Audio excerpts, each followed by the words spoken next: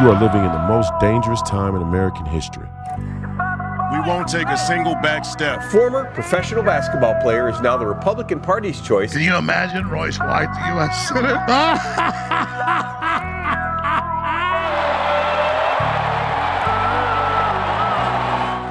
White won the endorsement on May 18th with 67% of the vote. There's nothing that guarantees we win, but I guarantee you if we lose, we will die.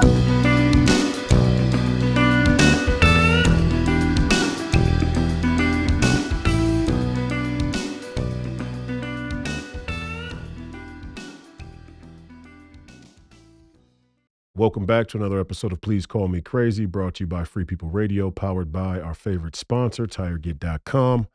That's TireGet.com. You have to buy tires from somebody. You might as well buy them from us and help fund the movement, help support the movement. We believe in the freedom of movement, and that's exactly what the establishment wants to take from you now. I'm your host, Royce White, here in the belly of the beast, Minneapolis, Minnesota, and this is episode 301. Today we have another incredible family and friends guest, former Green Beret and DIA, Defense Intelligence Agency contractor, Ivan Raiklin, recently seen on War Room, recently seen on the Hodge Twins podcast and other political platforms on the internet, is with us, and we are going to go into a number of issues.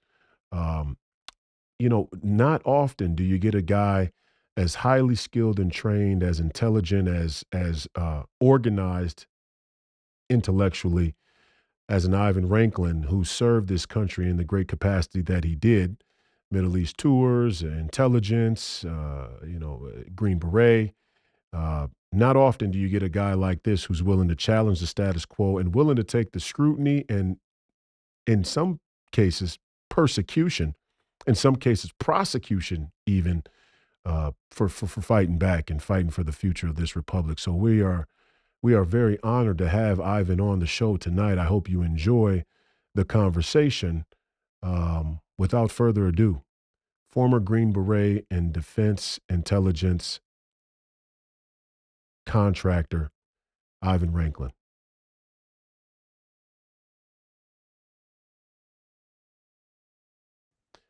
Welcome, Ivan, to Please Call Me Crazy, Family and Friends Edition. We're honored to have you as a guest. I'm especially excited about this interview. I want to know a little bit about your background, as you're gaining a lot of traction on the airwaves these days, and for good reason. I just saw you on War Room with the great Steve Bannon, not too recently. Let's start there. Let's start with a little bit of your background. I see a Green Beret, former contractor, CIA, I assume. No. So okay. DI, Defense Intelligence Agency. Defense Intelligence Agency. Okay, got it. Yeah, so this is kind of how, first off, I want to say thanks for doing this. No problem. Everybody's busy. You're running for U.S. Senate. I wish you well, and I don't see anybody else better than you in that race. So I'm going to use this opportunity to fully endorse you because you got the same haircut as I do. Yes. And then not only because of that, I've seen some of your content. You're extremely bold and assertive leader, and you don't bend. I like patriots that force the other side to bend to our 100%, right? We compromise to our 100%. Amen. Because we've already let the cowards out there cave and expend 100% of our grace. Now it's time to reclaim it. Yep. Now, as far as my background, yeah. So I'd like to say I'm kind of an athlete as well. Okay. I spent 25 years, a quarter of a century in our military, in our intelligence community, collectively, Intel, National Security, and military. Kind of topped it off as a lieutenant colonel. I retired. Green Beret, countered ISIS, Taliban, MS-13, Russian aggression, picked up a few languages along the way, a little Russian, Arabic, French, Spanish, English, right, of course. Not Somalian, though. So when I visit in Minnesota, I might feel out of place until you become the senator. Okay. But I would say, I kind of ended my career professionally across essentially three different ecosystems. One, I was in the reserves as a technology scout in Silicon Valley as a reservist, seeking out companies in the AI, mixed reality, gaming ecosystem that wanted to provide their product or service into the Army and then broader Department of Defense. And then on the East Coast side of things, I was an instructor at the Defense Intelligence Agency. But although it was at the Defense Intelligence Agency, my students were from the entirety of the US intel community. And the program that I taught at, it was a 7-week program called the Combined Strategic Intelligence Training Program. Half of my students, and sometimes even more than that, were from our global partner nations. And historically, that program has been around since about the 70s. And we've had almost 100 countries represented in there. So I'd say a few dozen countries that I taught, every element of the U.S.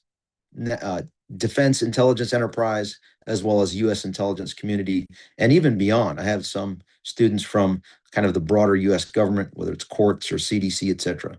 So that's my background. And I think one key highlight is, as part of that, while I was in the reserves or in the National Guard during that 25-year period, I also picked up a law degree.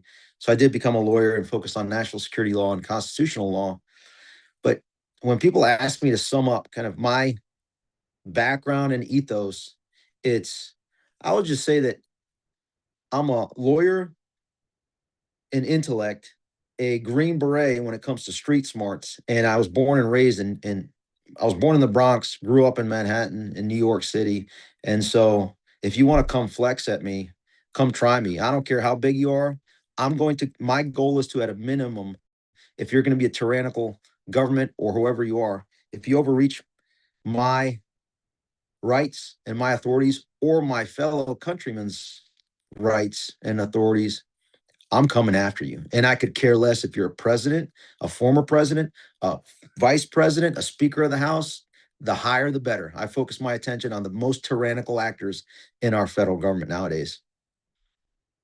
Let's talk a little bit about the Green Berets first, because the stratification of our United States military and the specialties of different branches is always a point of interest for the American people. I mean, we support our troops, we love our troops, we're proud of our troops and the sheer force that the American military has become and what it's allowed this country to become. Nobody could argue that, as much criticism as we would have of the intelligence community, the deep state, and the military industrial complex, that without it, we wouldn't be the nation that we are in some respects. In some respects, the corruption is also, the flip side of that coin. We'll talk about that as well. But people are very interested in how the military actually works, because we see it as a sort of abstract, story on a television screen, right? Saving Private Ryan, Jason Bourne, whatever the case may be. Tell me a little bit about the Green Berets, because I've heard from a number of sources across the internet that the Green Berets are probably the most well-rounded and well-equipped soldiers that our United States military can offer, often compared to the Navy SEALs, but even more sophisticated. So tell me a little bit about what Green Berets do. It's to my understanding that they go up and they stand up other military forces, and they have the ability to sort of blend in and take down, countries and governments from within. They have this sort of espionage factor too. They're like a bunch of different soldiers blended into one. That's my read of it. But tell me more about the Green Berets specifically, and what kind of differentiates them from the other branches or soldiers. Yeah, I mean, great question. Let me start off with big picture, and then we'll go into the specifics of Green Berets. You kind of started off the question and commentary that our military, I would say up until about 5 years ago, our country's respect and positivity rating, if you will, confidence in our military, the Department of Defense, was probably near 90% across the board in our entire country. So it spanned both political parties, actually all, right? All stripes, independent, Republican, Democrat. And that's because the standard that was applied across the board within our military, I mean, you have to have at least some level of intellect. Even if you're an infantryman, you have to pass a certain score in order and a test for an IQ to be able to conduct your profession. Next, you have to be physically fit after you go through the training. Otherwise, you're washed out. There are actually standards, physical standards, mental standards, emotional stability standards, right? Across the board. Now, as you go into the more, people call it more elite elements of the Department of Defense, whether, like you said, SEALs, Green Berets, Special Forces Operation Detachment, Delta, those guys, or any of the other more elite units, Force Recon or MARSOC nowadays in the Marine Corps, Yeah. or Air Force Special Operations, etc. It requires further testing, psychological testing for stability and decision making, and then from there, physical acumen. So the tests become progressively harder, and again, physically and mentally and emotionally stable at the higher levels.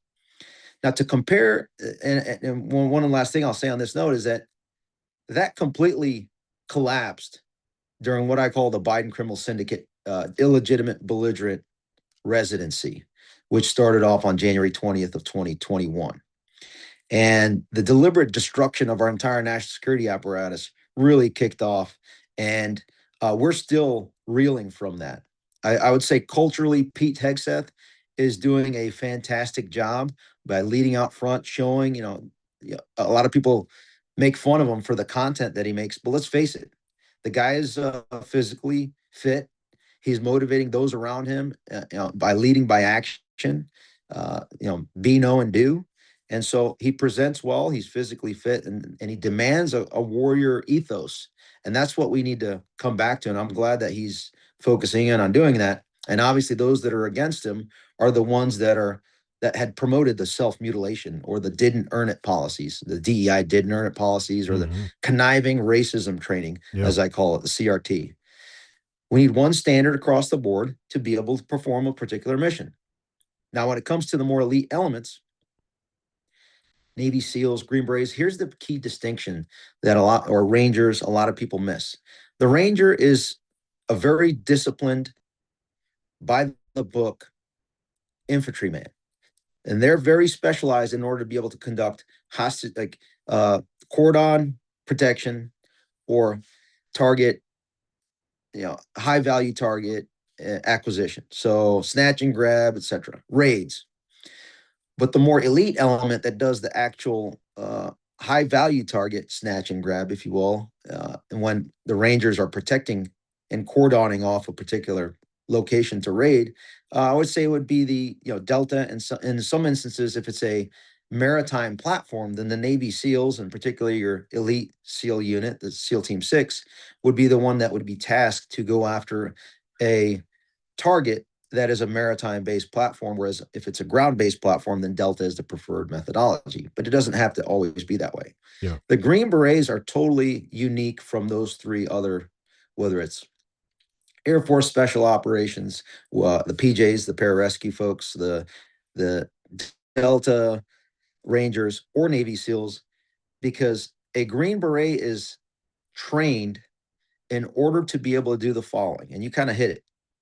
The main mission for a Green Beret is what's called unconventional warfare. And what does that mean? That means somebody like myself, as say an officer, a detachment commander of a 12-man team, will then be ordered by the US government through the Department of Defense to go into another country, train, advise, and equip from that other country's perspective an insurgent force, so that surrogate force is now developed into a position to then overthrow their own government, because that current government is what's called inimical or an enemy to U.S. interests. So if you have, for example, in Afghanistan, the Taliban regime in 2001 was not a friendly government to the United States.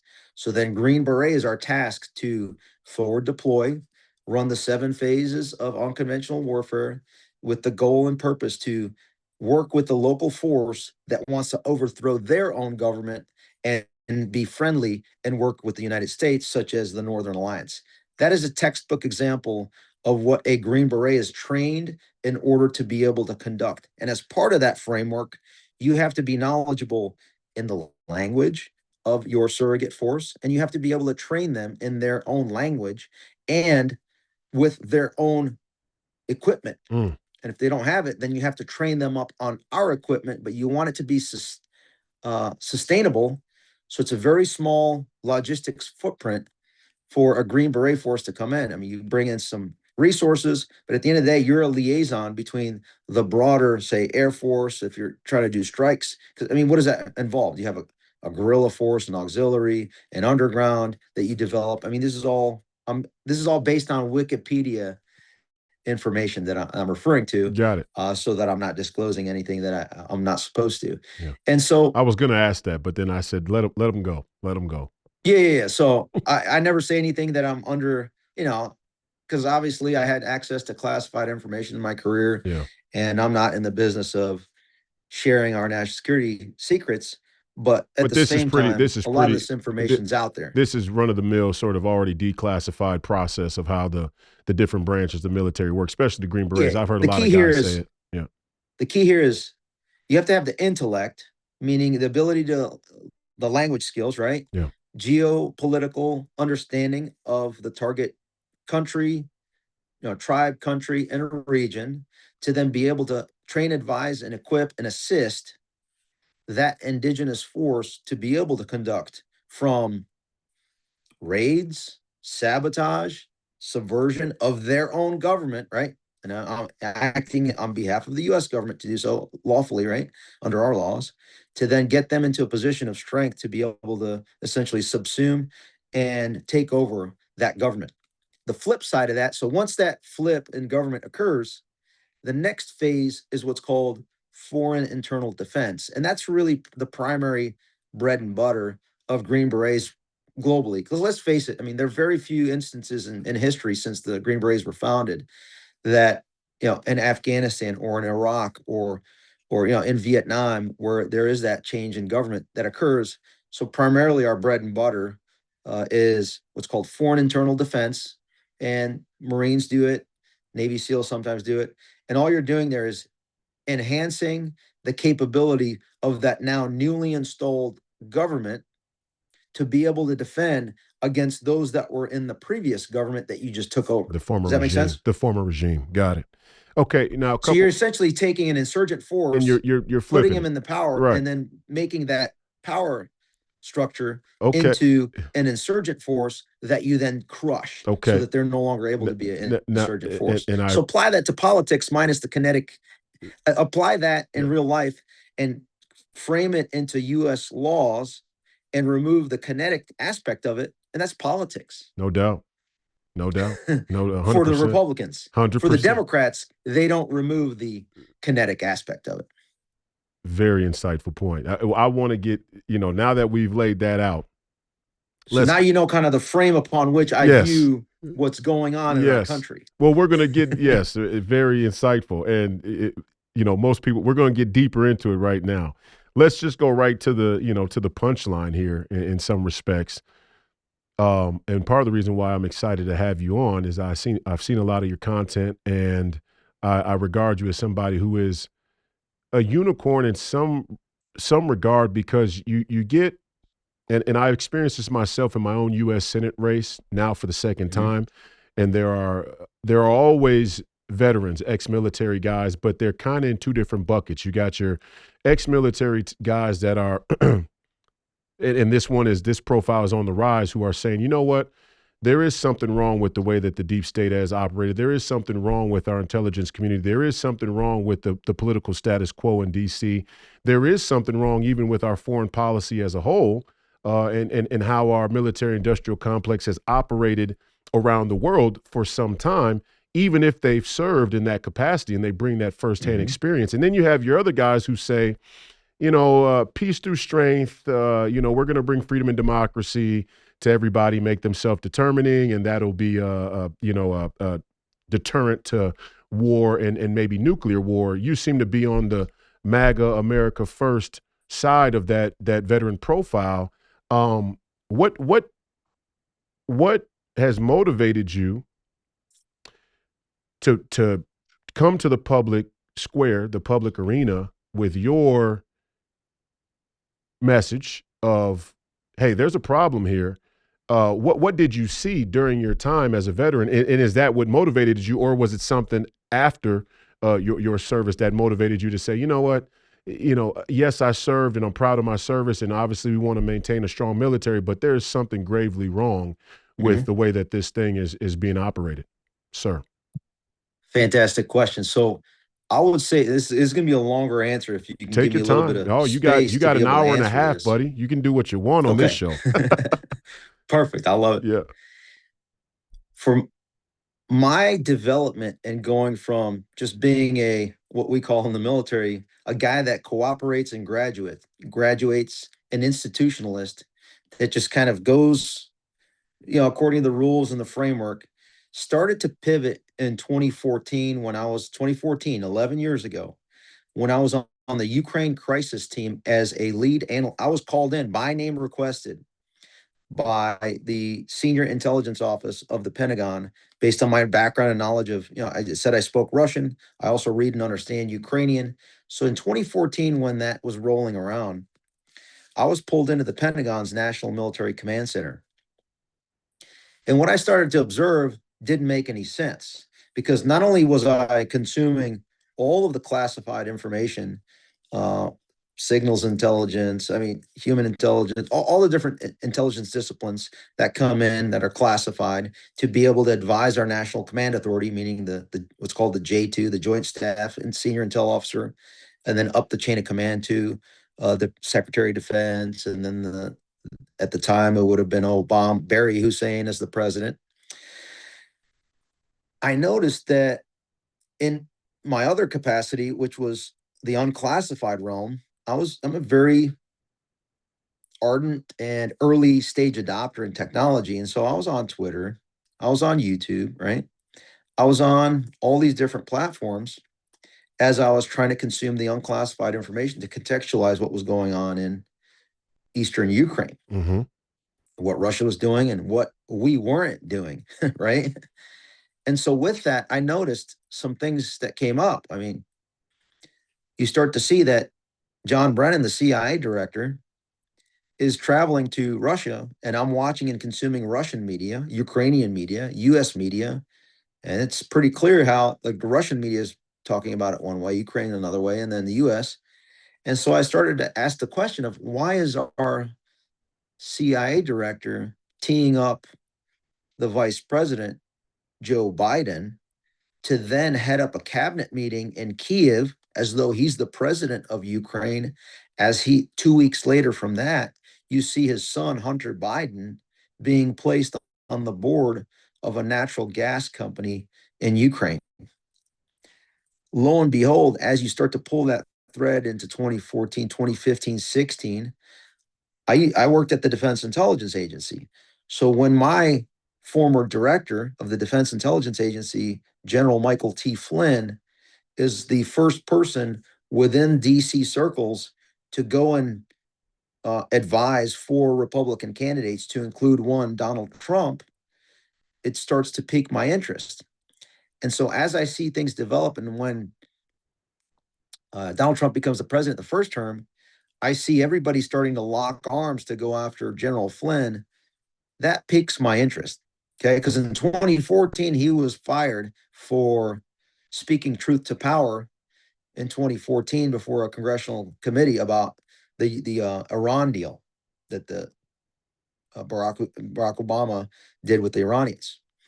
And then in 2017, we later find out that it's why is Mike Pence firing General Flynn? Now, I've done hours and hours of interviews to lay out in specificity everything that I say. So I don't want to go into too much detail on this, Yeah. but I want to answer your question this way: that in 2014 to today, I've had a front row or second, at the worst, second row seat to everything and everybody that the auto pen pardoned. And I can explain to you why that auto pen goes back to that 2014 timeframe, because the Biden criminal syndicate was doing that initial pay for play scheme over in Ukraine through through the sun. And then since then, it has been them leading with complicit at best, or I should say, with cowards at best Republicans and complicit likely Republicans, to cover up the Biden criminal syndicate's transgression. That it's been a cover up after escalatory cover up. But the way that the Republicans are acting, it's almost as though they're also were involved. And now that we're having this massive fight with the Epstein files released by Republicans to include elements of this White House, we have a bigger problem than I had originally thought. to say the least, right? And so why did I get involved is because it's that warrior ethos of you don't leave a fellow soldier behind, and especially the one that you saw and respected the most for speaking truth to power. Right. So a lot of my history is because of what I observed them doing to General Flynn. What they did Great man. Great was man, General unacceptable. Flynn. Yeah. Great And man. then when they started to escalate against him, no one defended him.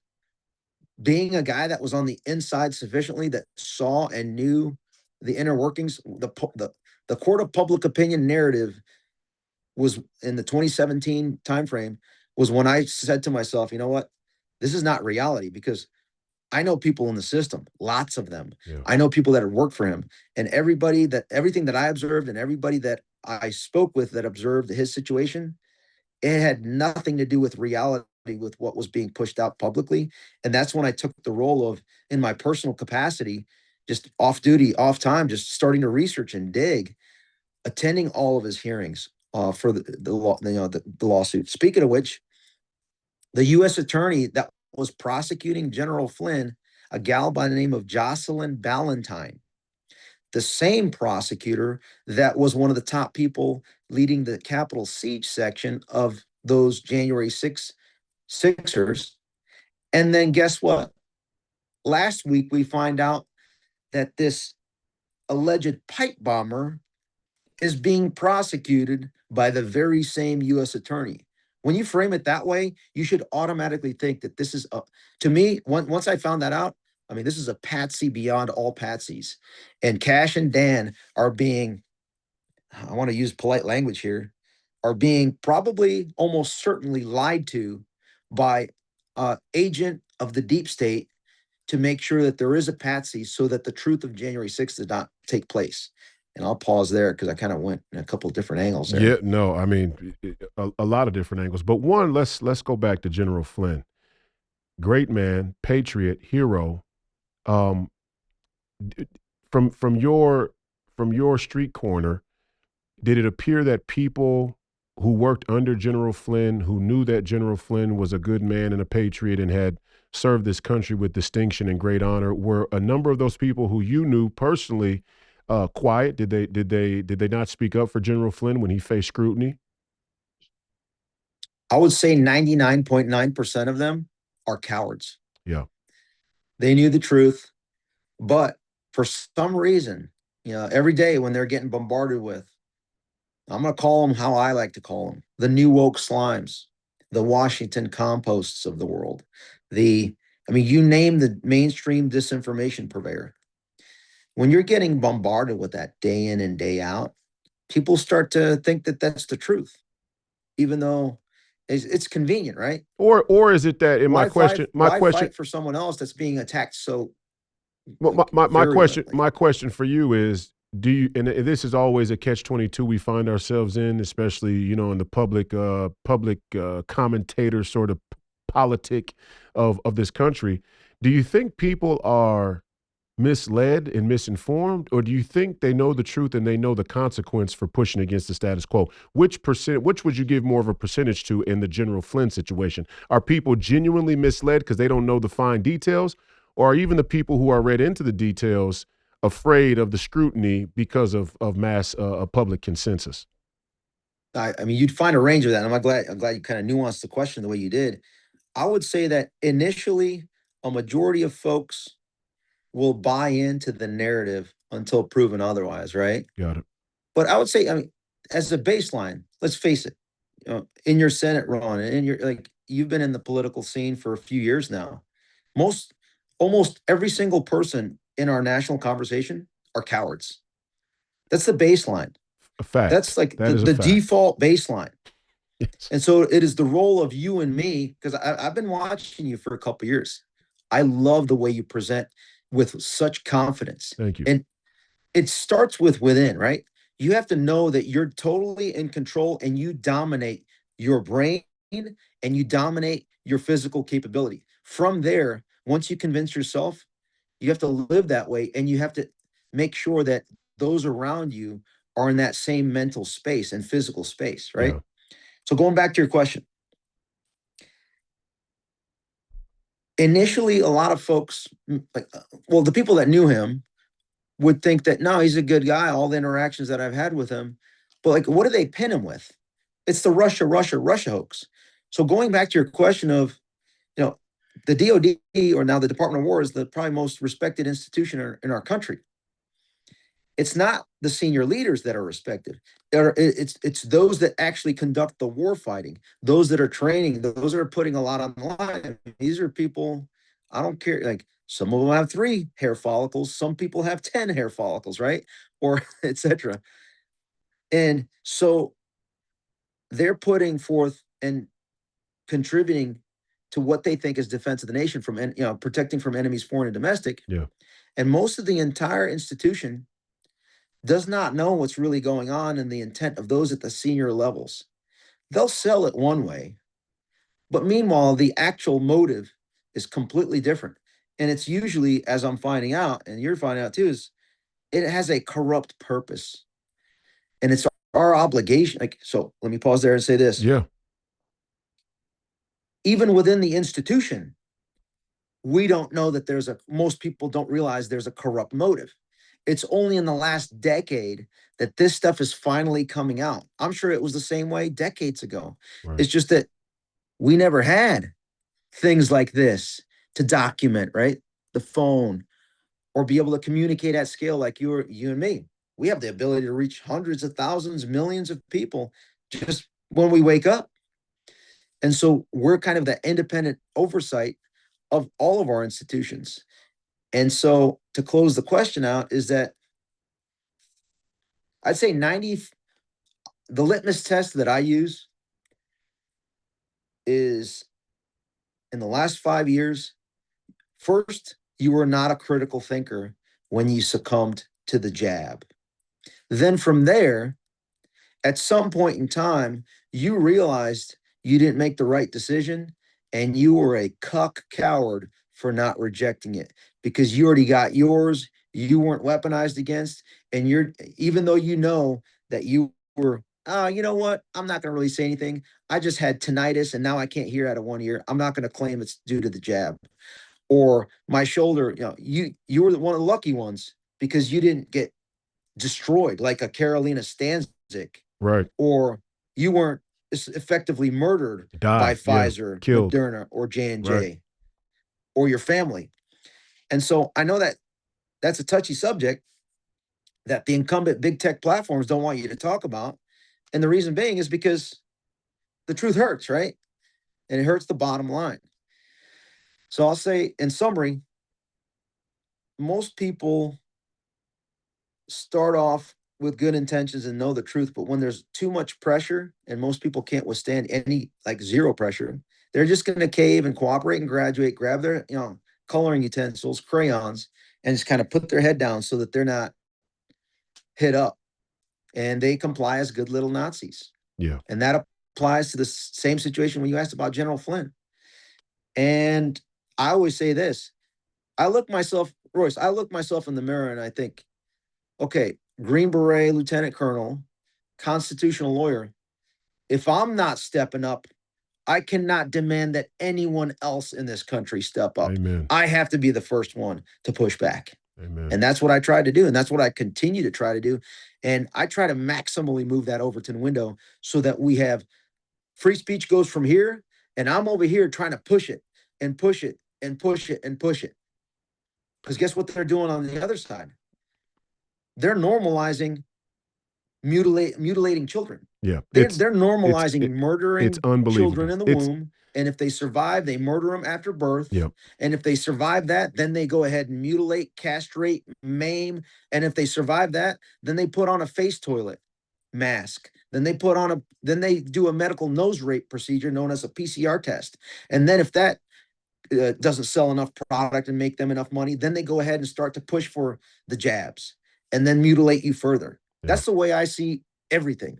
So I 2 questions. Well, first, I agree 1,000%. Thanks for letting me go for a little bit. Yeah, man. No, this is the show to do it. 2 things. One,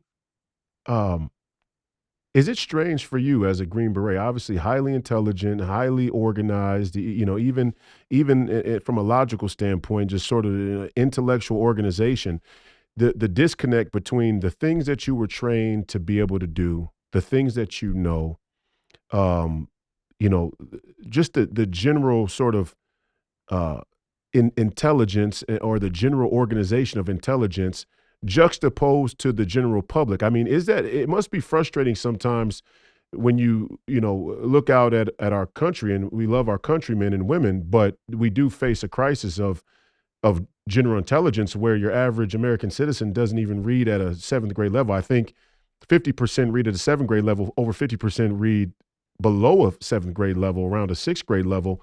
Is that ever frustrating to you? And and my second part of that question is, do you think, and many people, many people posit that it is a strategic effort from the deep state or the intelligence community, let's call them the social engineers, to keep the highest stratification of our country, the best of us, the best and the brightest, such as yourself, who are highly intelligent, highly organized, uh, night and day, diametrically opposed to the average American citizen, the average working class citizen. Is that a strategic and intentional thing, you believe, from a deep state actor or intelligence agency or, some social engineering cabal? Do you think and does it frustrate you, sir? Yeah. So the frustration aspect of it, uh, I try to communicate in a way, especially on these kind of more higher IQ platforms. I'm trying to build leaders, right? Based on my experience, knowledge, expertise, and network. And so I'm not so focused on the low IQ lemmings, particularly on the Republican side. Amen. You need to work on yourself. I'm not like there's other people out there that are trying to expand the political, Republican Party. Like that's not where I play. I don't want. I want to improve those that are already in at a certain base level that are now hungry for more information so that they get to a point of improving themselves because they're already in the patriot ecosystem. Because I mean, I divide it up this way: you got patriots, you got Republicans, you got rhino lights, and then you got rhinos, super rhinos, and then from there you have domestic terrorists, right? So, in order to not be frustrated, I'm always trying to come up with a solution, knowing that the majority of the political ecosystem consists of domestic terrorists and cowards. And sometimes maybe we can get some of those patriots to a level where they actually improve our position. And we have, right? Like, let's face it, we went from a belligerent, illegitimate, tyrannical regime to now effectively, and some of your audience is going to be mad at the word choice that I use, but this is how I see it. Yeah. We currently have we went from tyranny to cowardice because the current 1 year into this current administration, there has not been a single arrest of anybody that conducted the tyranny of the last 4 years. And you can give every excuse you want on why that is. And I know what those excuses are. And I have a solution for every excuse. And I've been saying it for a year. Since January 20th, I've effectively said what the solution is. And I'm sure you have too. But it requires what's known as Go ahead, say it. testicles. It requires massive balls compared to the current what the Overton window allows in the current high society to do. So wait a second, sir. I play in the maximum in your face aggressive MMA style. Hang on, I am hang going on, to sir. destroy Hang you. on. Hang on, sir.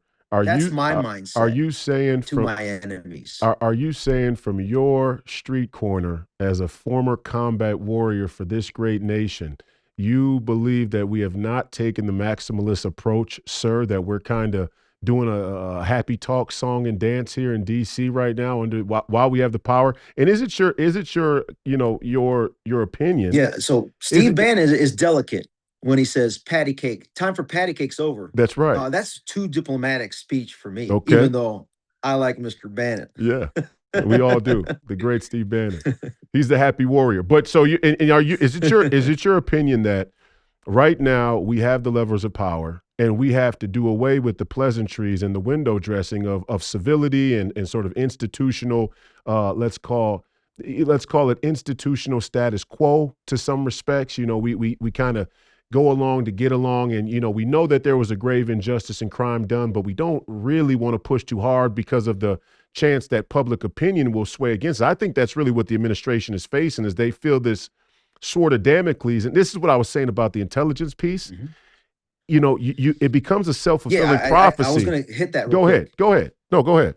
So and then we'll go back to what you're getting at right Yeah. now. So on the second point of, it's easier for the institutions to retain their power when the population is not focused. Think about it. A weapon system. If I have my weapon system directed at you, that's a problem, because I can go ahead and obliterate anything in my field of fire. So if you're the government and the entirety of the American population is so disgusted with you, deep state, then they can take you down without a single burp. Okay. However, if you're the deep state and you control almost all of the levers of information flow to then communicate in one direction with that population, so that the weapon systems are towards each other and bickering happens, Yeah. then you can kind of watch that occur, continue to incite and foment that angst amongst each other. Like, the goal of the government is to facilitate almost a civil war, so that the government can continue to operate with impunity and totally, run amok. Deep state shenanigans will continue to escalate. But the moment folks like you and me can change that dynamic, because I always say, like, I never advocate for a civil war. I want unity and effort to go after the deep state. Yeah. And the problem is that a majority of society, like you said, reads at the 7th grade level. So they're not able to attain higher IQ conversations to understand the inner workings of the deep state. Well, And so what and I I'll try say, to do is, wait 1 second, sir. I'll say this in fairness to yourself and I and a bunch of others who are trying to fight for the future of this republic. Myself personally, as running as a candidate, I've become more contemptuous in recent times of the American people. In the populist movement, we say things like "Vox Populi, Vox Dei," right? The voice of the people is the voice of God, and the voice of the people, you get the government you deserve. Who the people are at a spiritual level and even a political consciousness is very influential and impactful to the outcomes that you get, like we're saying. But yes, I start to get the sense that even if your average American citizen reads at a 7th grade level, they do intuit that there's something gravely dishonest happening, and Mhm. it's their desire for convenience that supersedes their desire Yes, for the truth or freedom. And so at that level, even if we take the most wicked deep state actor, he who could not be named because he's so deep down in the crevice of this Leviathan, we don't even know his face. I name them all. Okay, please, we're going to get a list before we leave. But let's just take let's just take the George Soroses of the world, deep level guy. Isn't it still on us that we're willing to accept a lie? I mean, at a level you get down here and you go, we could talk about the nuts and bolts and the details and nuances of all of the things that have taken place, but the people themselves have to eventually stand up and go, you know what? The convenience is good, but I don't want to lose my freedom. And we are losing our freedom. Would you say, as a man who served this country and defended this nation's freedom, that we are effectively losing our freedom, or basically already have it in some respects? Most people have, and like I said on my Hodge Twins interview, I remain undefeated, because I maximally push back against those weaponizing against us. I mean, Amen. during the lockdowns, what did I do? I went to states that didn't have any of those rules and regulations, right? I traveled with my kids, homeschooled them. We would travel the whole country. When the lockdowns escalated and they tried to, I was in the reserves and the Defense Intelligence Agency as a contractor. They tried to to force me into responding whether or not what my vaccine status was. I look at the form and say, oh, it says it's optional. I opt not to respond to it. And then I participated in some of the lawsuits and escalated back. They investigated me nearly 24 times across. You know that I'm the most investigated person by the Biden regime? It wouldn't surprise More me. than Trump, That more than doesn't anybody shock else. me at all. Because guess what? Because I was a dual hatted, I was investigated by the J6 committee, Jamie Raskin's judiciary, Adam Schiff's House Permanent Select Committee on Intelligence, Benny Thompson's J6 committee, like I said, Nancy Pelosi, and the speaker when she was a speaker. That's only legislative branch. On the executive branch, I had the Department of Defense, Office of Secretary of Defense, the Defense Intelligence Agency, 2 contract companies that I was working for, the Defense Threat Reduction Agency, Army Criminal Investigation Division, Army Reserve Unit twice, Department of Homeland Security. They put me on the Quiet Skies program where they did Fourth Amendment gang rape on me for 2 years, just like they did to Tulsi Gabbard for 2 years. I couldn't get onto a military base because they were investigating me. Okay. As a reserve lieutenant colonel with the top secret clearance at the time, I had pre-check, clear. They still ran me through the political gamut so that I wouldn't be able to travel freely and try to find something on me. You know, they put me on the list, find me the man, I find you the crime. Well, they picked the wrong guy. Okay. Because they're not going to find the crime. And now every time that somebody investigates me, I'm one of the few people, maybe there's 1 or 2 of us that can reverse investigate because of the residue and the digital footprint that is left with the investigative path, because I know the system better than those investigating me. I taught about the entire national security ecosystem. So not only there, DHS, we talked about DOJ National Security Division, FBI National Security Branch, the Northern Virginia Resident Agency in Manassas, the Joint Terrorism Task Force in Virginia, Washington Field Office. They were all investigating me for January 6th, COVID, and the illegal 2020 election because I failed to bend a knee and they failed to comply with the truth. And so I felt compelled. There's very few people uniquely qualified in my position to have that the bi-coastal understanding of what's going on in our country with that Silicon Valley component that I introduced you with, the DIA national security and ecosystem and the intel community, and then also having kind of a foot in monitoring the political situation. So I felt, if not me, who, right? Right. Amen. At the end of the day. Amen. And sir. so I had to step up. Amen. And to me, it's truth outweighs any inconvenience. But that's not the case. Like you said, for most people, the inconvenience of getting the truth out, let's just face it, most people have a transgression or something that they're trying to hide. Right. So there's very few of us that either are clean or that are okay with that whatever transgression coming out. Yeah. And those are the people that are the most vocal. Yes. And those are the people that both political party establishments want to reject from getting and breaking into the political class. No doubt. Because at this point, almost all of them have something in their background that is used as leverage against them as blackmail to keep them and make them fall in line. Yeah. There are very few that are not in that ecosystem, and those are the ones that are being the most brutally attacked. We're gonna touch on that right now. I count myself as one of those politicians. Not that I haven't made mistakes, but I'm fortunate in my own life that I've had a pretty quiet life in some respects, a few things here or there, taxes, or, I may have debt, or, may have some family court issues from a relationship in the past. But at 35 years old, I don't have any major, thing. I wasn't a drug dealer. I don't drink. I don't do drugs. You're not on the Epstein client list. There you go. Right? Yeah, and I don't come from inside the machine. And I also don't come from one of these ultra wealthy elite Ivy League communities where there's a lot of baggage and bones in the ecosystem of their respective community, right? So like of their family, of the family name, and right? all of that kind of shit, right? So, but I do find that the immediate response to a populist candidate, or let's say a nationalist candidate, or a Christian candidate, these sort of candidates that reject the status quo, the knee-jerk response is, what can we levy against them publicly that will make them back down, back out, or apologize? And they haven't been able to do it to me. I just tell them, whatever you want to talk about, we can talk about it. I invited, and I think that there's a nuance in the conversation. Like lately, I've been talking about the family court, and the family court in this country is built to destroy families from within. I mean, there's no doubt about it. You know, Jordan Peterson always quotes Jung, and Carl Jung said, you can look at the results and infer the motive. Well, if we look at the results of the family court system, we go back and infer the motive.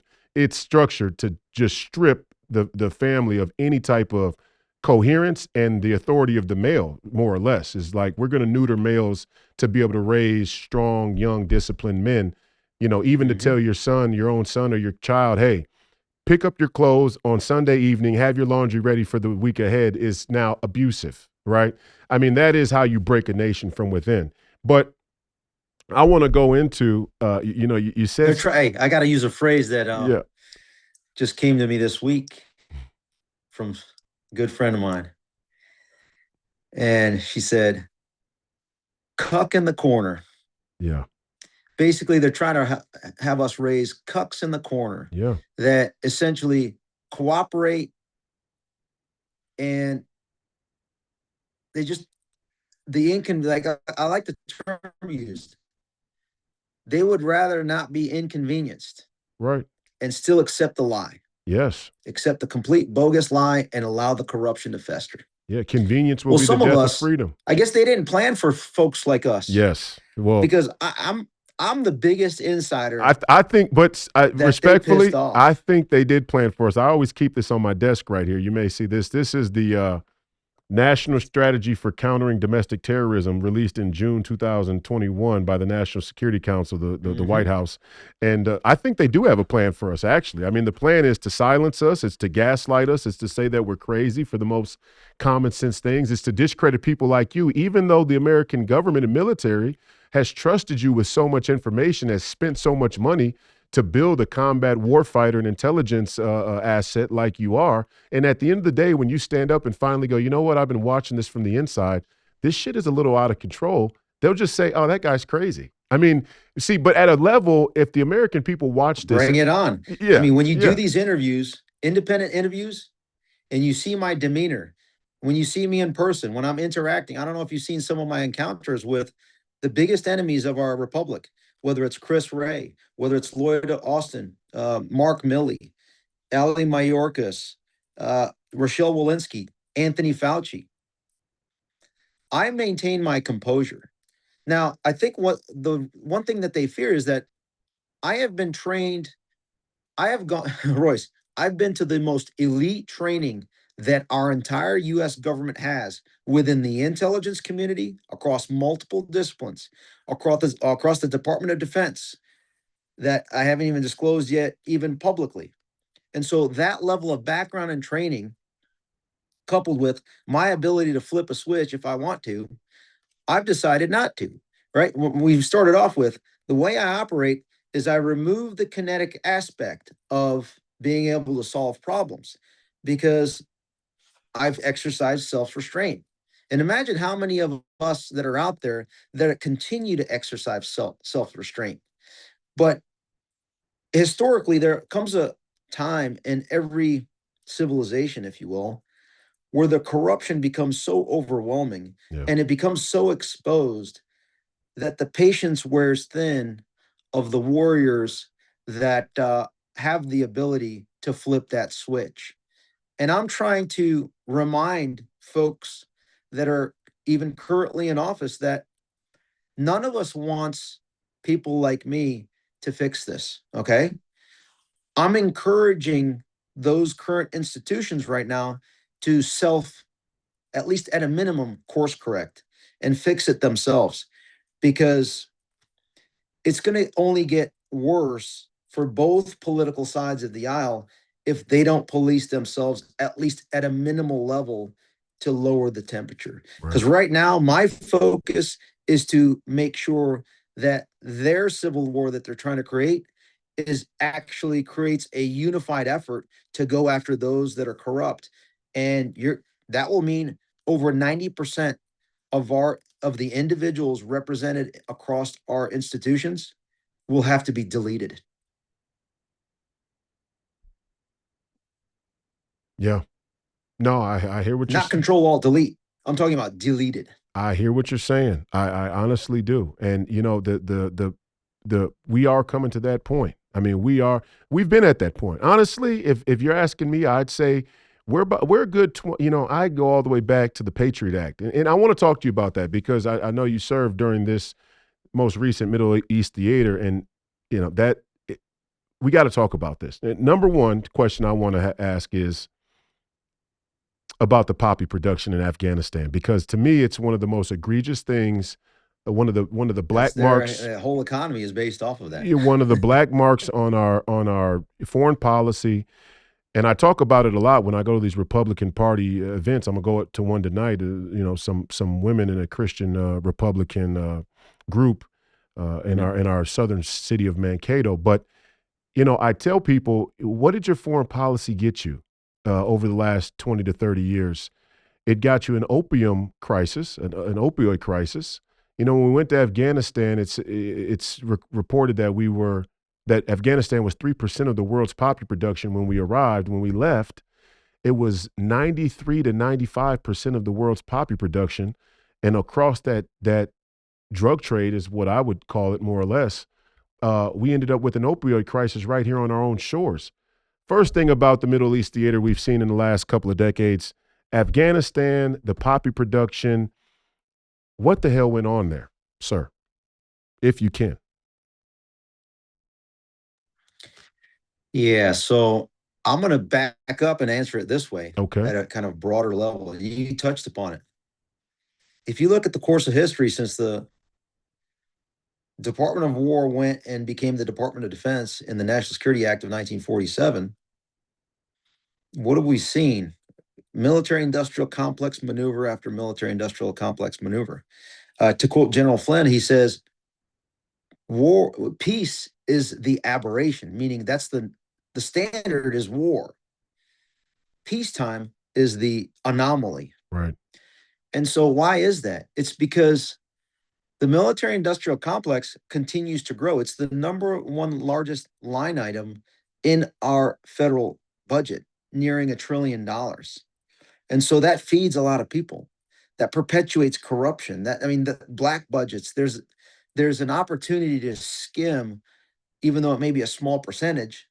A small percentage results in millions to billions of dollars, and sometimes tens of billions of dollars over the course of several years that can be used to line the pockets of the highest level political class. Okay. And so I see Afghanistan since 2001, 2 decades war. It was a mechanism to do another round of money laundering. And I didn't learn this until later on, the last couple of years, because think about it. You have members of Congress that vote to send U.S. taxpayer dollars. They could care less. It's not their money. They send it over to a foreign country, and whether it's Afghanistan. And then when Afghanistan shut down, what's the very next thing that happened? Ukraine kicks off, right? So now you have another funding mechanism going into Ukraine, and you exhaust that as a money laundering tool where both Republicans and Democrats loudly and proudly with their Ukraine flag on their lapel on the floor of the House or the Senate as they vote to send money to Ukraine, so that some of that money is that not only lines the pockets of Zelensky and company so that he then decides, we're not going to have an election. I'm just going to rule because I want to. And then some of that money goes back to the military industrial complex in those districts that voted for that money to be sent over, so that the weapons equipment can be sent over to Ukraine to fight the war. And then lastly, a lot that what isn't talked about, when you follow the money, some of that goes back to the PACs that are led by Mitch McConnell, Kevin McCarthy, Nancy Pelosi, and Chuck Schumer. And what do they use that money in their PACs to do? They go after in the primary those that are patriots and America First candidates that don't have dirt in their background that will disrupt the current political ecosystem. So I just find, whether it's Afghanistan or these other ones, it's that money laundering mechanism. And the easiest way to sell it is to the lemmings, right? To the 50% seventh grade lemmings that are consuming CNN, Fox, MSNBC, as they're droning on and walking through the airports, listening. Oh, we have to go after Ukraine. And then when the public sentiment pivots and everybody is furious at more funding to Ukraine, what happens next? They bring it back to Israel. They bring it back to Israel. There you go. Because guess what? That's a go-to since the creation that of is that the Israeli cream of the state. crop.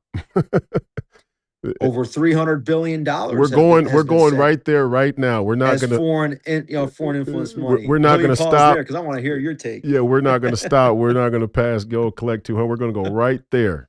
And I've been saying this. It's an interesting thing. I mean, this Israel deal overall, because be careful what you say, because the establishment might lump you in with Thomas Massey and Marjorie Taylor Greene and start to try to murk you politically. Well. If you talk about that country. Well, first of all, we in the War Room Posse fancy ourselves a little bit distinguished from the rest of the political commentators in that we've always been able to say what we want to say and do what we want to do. We're the signal from the noise. So, and then I've always, and look, I mean, if you can't see this here, but I have a fake cereal box. Actually, there's real cereal in there, but it's a made cereal box of President Trump in 2024. So I'm as big of a supporter of President Trump. Put that up there again.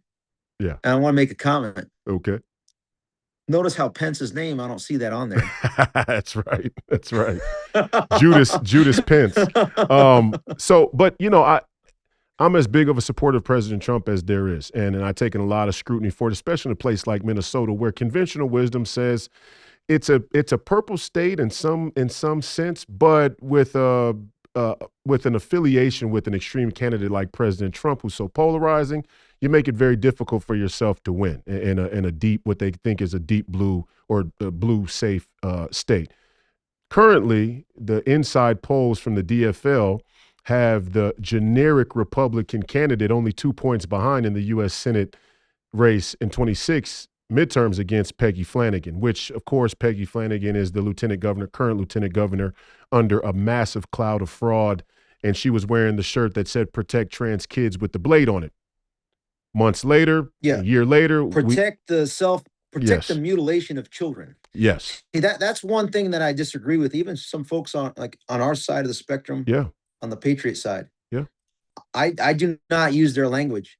It must be called what it is. Amen. She is this lieutenant governor is literally advocating for the mutilation of children. Amen. Of the maiming, of the lopping penises off, slapping on vaginas, ripping the chest and slapping breasts on.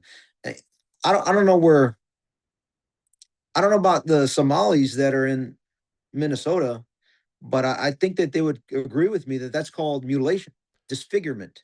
That's called near suicide. Yeah, in fact, I've advocating for near suicide. You should kind of look yourself in the mirror and ask yourself, if they're willing to nearly mutilate and murder children, do you think they give a rat's ass about you? What's funny about it? I live here in Minnesota my whole life, born in 91, since the first Somali refugees came over. And I can honestly say I've never met a Somalian transgender. Never. They don't exist. There are no Somalian. Right. They may be out there. I don't know. Maybe there are, but I've never come across one in person, and I've never even come across one online. I've never even seen a Somalian transgender advocate who's like, hey, I'm Somali, I'm trans, and I want to stand up for the. To me, that's violence. Yeah. These politicians on the left, this lieutenant governor, is advocating for mass violence at scale against children. Oh, it's horrifying. And you got to ask yourself, it's demonic. It really makes is. Sense? What? It's demonic. Well, not only that, you got to ask yourself a question. What's the financial reason behind it? Well, it's a new line of medical procedure that the big medical industry then can use to make money off of. No doubt. To then go ahead and use that money to fund these Democrats. Yeah. And again, I hate using the term Democrat. Like I said earlier, you have your patriots, you got your Republicans, you got your rhino lights, you got the rhinos, super rhinos, and then you got the domestic terrorists, right? Right. And there's bleed over with the super rhinos on whether you can call them a domestic terrorist or not. But bottom line here is that this is one instance that I guess the woman that's running against you is she's a terrorist, right? Yeah. She's advocating for the maiming, mutilation, disfigurement of children. She should be in jail. I mean, these are felony level Isn't it crazy activities. that we've got to a point where this is even remotely acceptable? I mean, it's like I'm in the Truman Show when I look at it sometimes, but it is a testament that the deep state and the propaganda, the media industrial complex, and all the players that have a vested interest are very good at mass formation psychosis. They're very good at manufacturing consent. And when the American people are asleep at the wheel and enjoying the convenience and technology and all the other vice, it's easy to sneak these things through. And you wake up one decade and you go, "What the fuck are we even talking about here? Wait, we're going to be mutilating, Right.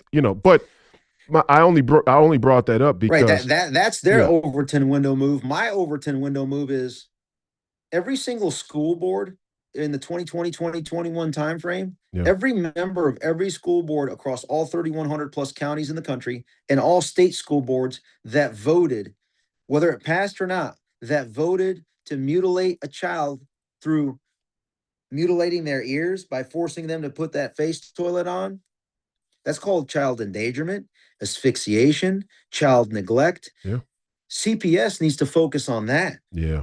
To go after every single, I mean, that's a felony. And in Virginia, it's a felony. Most states, it's a felony of child neglect, child endangerment.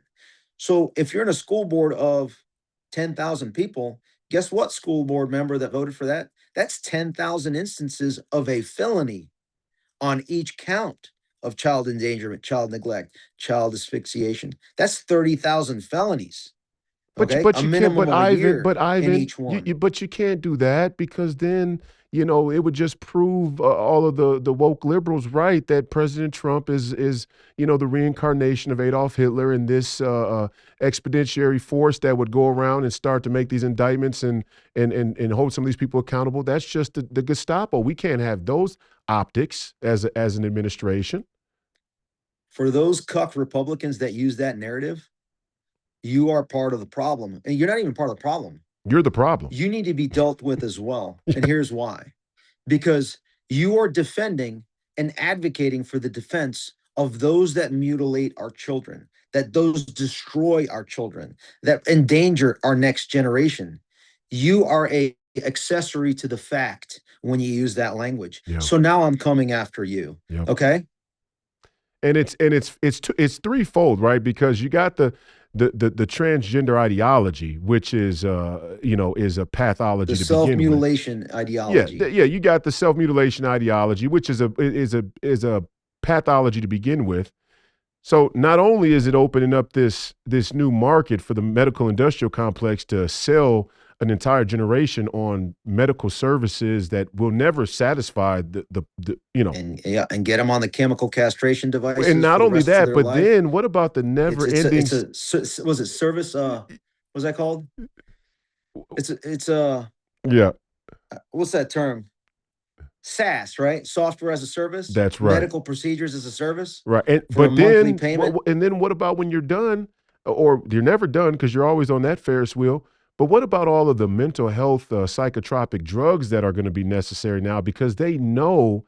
I mean, it is an admitted fact, self-reported fact that the people who identify non-binary have the worst mental health outcomes or prognosis of any demographic Yeah, in so the country. I advocate for. I'm a simple guy. Yeah.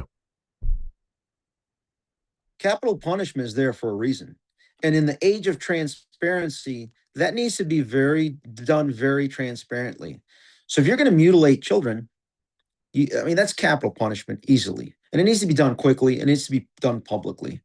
And similar to how I was on an interview the other day, and somebody asked me, "What are your thoughts on immigration, for example, or illegal migration?" Yeah. I mean, use the same standard that we use at our home, right? You enter my home without authorization, and you pose a threat. You're going to be lucky that you're alive, right? It's going to be a very small chance that you're going to walk out of there alive. Yeah. Same thing for those that are illegally entering our nation. It's our home, okay? Go the proper way, get in line, respect the others that are trying to get in the line according to the process, Yep. and then you'll be welcomed. And you'll be welcomed as a neighbor because you have exhibited the propensity to follow the rule of law. And so I expect you then to be able to follow the rules and norms of my community. And I'll welcome you. I could care less where you're coming from. Right. But when you actually enter the home without authorization and then exhibit a threat, guess what? You will be dealt with. And I will be happy to see a jury of my peers address whether or not I was right or not. But at that point in time, you're going to already have faced your consequences for doing that. I have to just, again, I'll look forward to it. And if you come after my children, oh my God, I can't wait to see a jury of my peers if you try to come after my children. Yeah.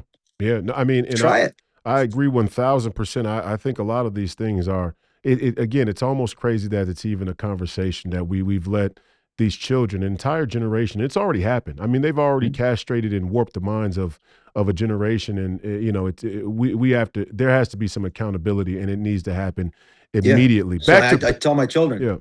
real quick on this note, Yeah. I tell my children that if someone so as says something, again, I train them. I got one of my guys is a boxer. I got him doing sports athlete, to be able to defend themselves. Yeah. But if they can't defend themselves because they're still young, I got a 13 and 15-year-old, they got to notify me, because I like to put my money where my mouth is. And in the sense of, I'm not just going to talk rhetoric online so that later on when something happens, people are going to say, oh, Ivan was just talking smack. No, I want to be tested. Okay. I want somebody to afford me an opportunity to prove that everything that I've been saying is going to come to fruition. I don't make threats. I guarantee consequences 100%. And the only way that a consequence is not going to be had is because I'm dead. Okay. And that has So I guess been, there is an out that for others. that has been the universal standard of the American military, and why we've been quasi successful in maintaining peace through strength and bringing democracy all around the world at the great expense of the American taxpayer, I might add. The standard are guys like you who said, I guarantee the consequences. And we're very selective. And when you know that that's factual, it's not a bluff, yeah. then the other side has to reconsider. Ooh, this guy's capable, right? Right. Right. That's just the law. I know how to shoot, move, communicate, medicate. That is hydrate, the law of the jungle, masticate. sir. Yes. Okay, let's talk Israel real quick here, if there's even a quick way to talk about Israel. And Let's go. I've been as supportive of President Trump as anybody, and will continue to. I do believe that President Trump is somewhat on the wrong side, although he's been much more critical than many would have even thought, given the history of recent presidents in our country. Like, for example, when he said, when Israel went back against the peace treaty, and he says, on the front lawn, he uses the F-bomb and says Israel needs to basically chill the fuck out. They're getting way ahead of themselves out. So even that was a pushback on Israel that we haven't seen from some presidents. So you got to give them some credit there.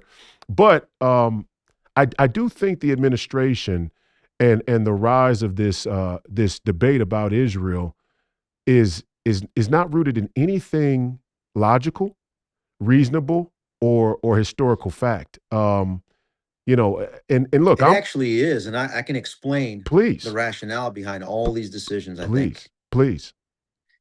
So, just like when we talk about the deep state or institutions, I like to take some people, like you said, have the intuition that something's going on. Yep. I try to present it in 8K, like pixel fidelity. Proceed, and then break sir. it down by pixel. Proceed. Right? So if you want the 8K pixel, I'm not talking 4K. Some people can do it in 4K. I like to do it in 8K. Yes. So when you look at the Israel situation, like I said, I first started off with the deep state target list of 350 individuals. We're now at 1,500, and it's growing. I get new nominations every day based on what we learned. That's the deep state. That's not even including their staff. So when you apply it to what people call Israel, right? The low IQ answer to that is to use the name calling, right? The ad hominem attacks. I like to go into individuals, name, date, place, transgression, and relationships. So when you start to look at and you get a sense of, what, I may not, I support President Trump, but I'm not agreeing on some of these issues. and you ask the question of why that's happening, here's what I've come up with as my prevailing hypothesis conclusion. And keep in mind, when I lay it out, I used to teach for almost 4 years at the most preeminent national security intelligence analysis training program in the U.S. government's intelligence community on how to do critical thinking and how to conduct analysis. Couple that with being an attorney, okay? Okay, so here we go. Ready, Royce? Yeah. So I'm going to do it through a Socratic method. Who is the number one donor to the Trump campaign and his affiliated PACs? Do you know that name? I do not. If you don't, just be straight up. I and do be not like, know. No, I'm not sure. I do not know. Individual or it's an individual or a group? An individual that controls the most amount of money that goes into the political operation of Donald Trump. Is it Adelson? It is. Yeah. Miriam Adelson now that her husband has passed. Yeah. Based out of Las Vegas. And about a month ago, using Donald Trump's own words, President Trump, when he was in Israel, he said that Miriam Adelson has more loyalty to Israel than she does to the United States. Again, these are not my words. This is his words. Okay.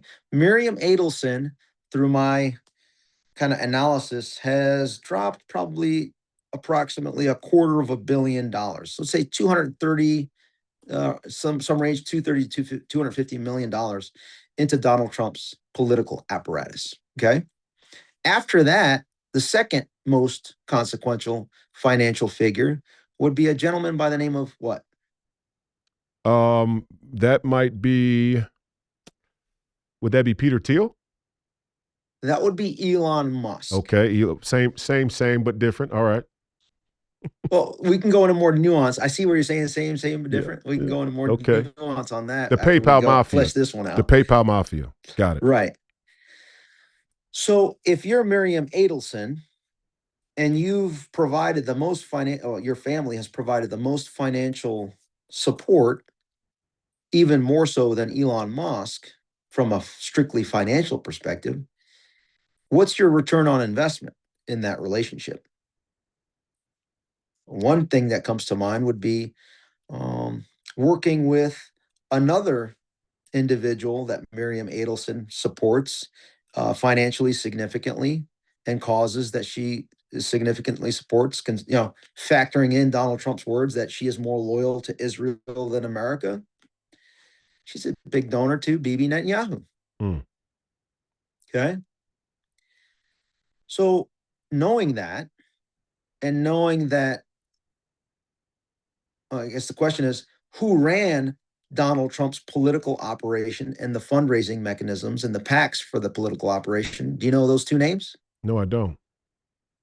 You've heard of Susie Wiles? I have heard the name. I would assume it was her, but I didn't know for sure. Have you heard of Chris LaCivita? Yes, I have. So those two individuals, imagine, I'm going to simplify it. So Chris LaCivita and Susie Wiles take in the Miriam Adelson money, the Elon Musk money, and all the smaller dollar donors' money, and then rack and stack how they're going to maneuver based on the money that's injected.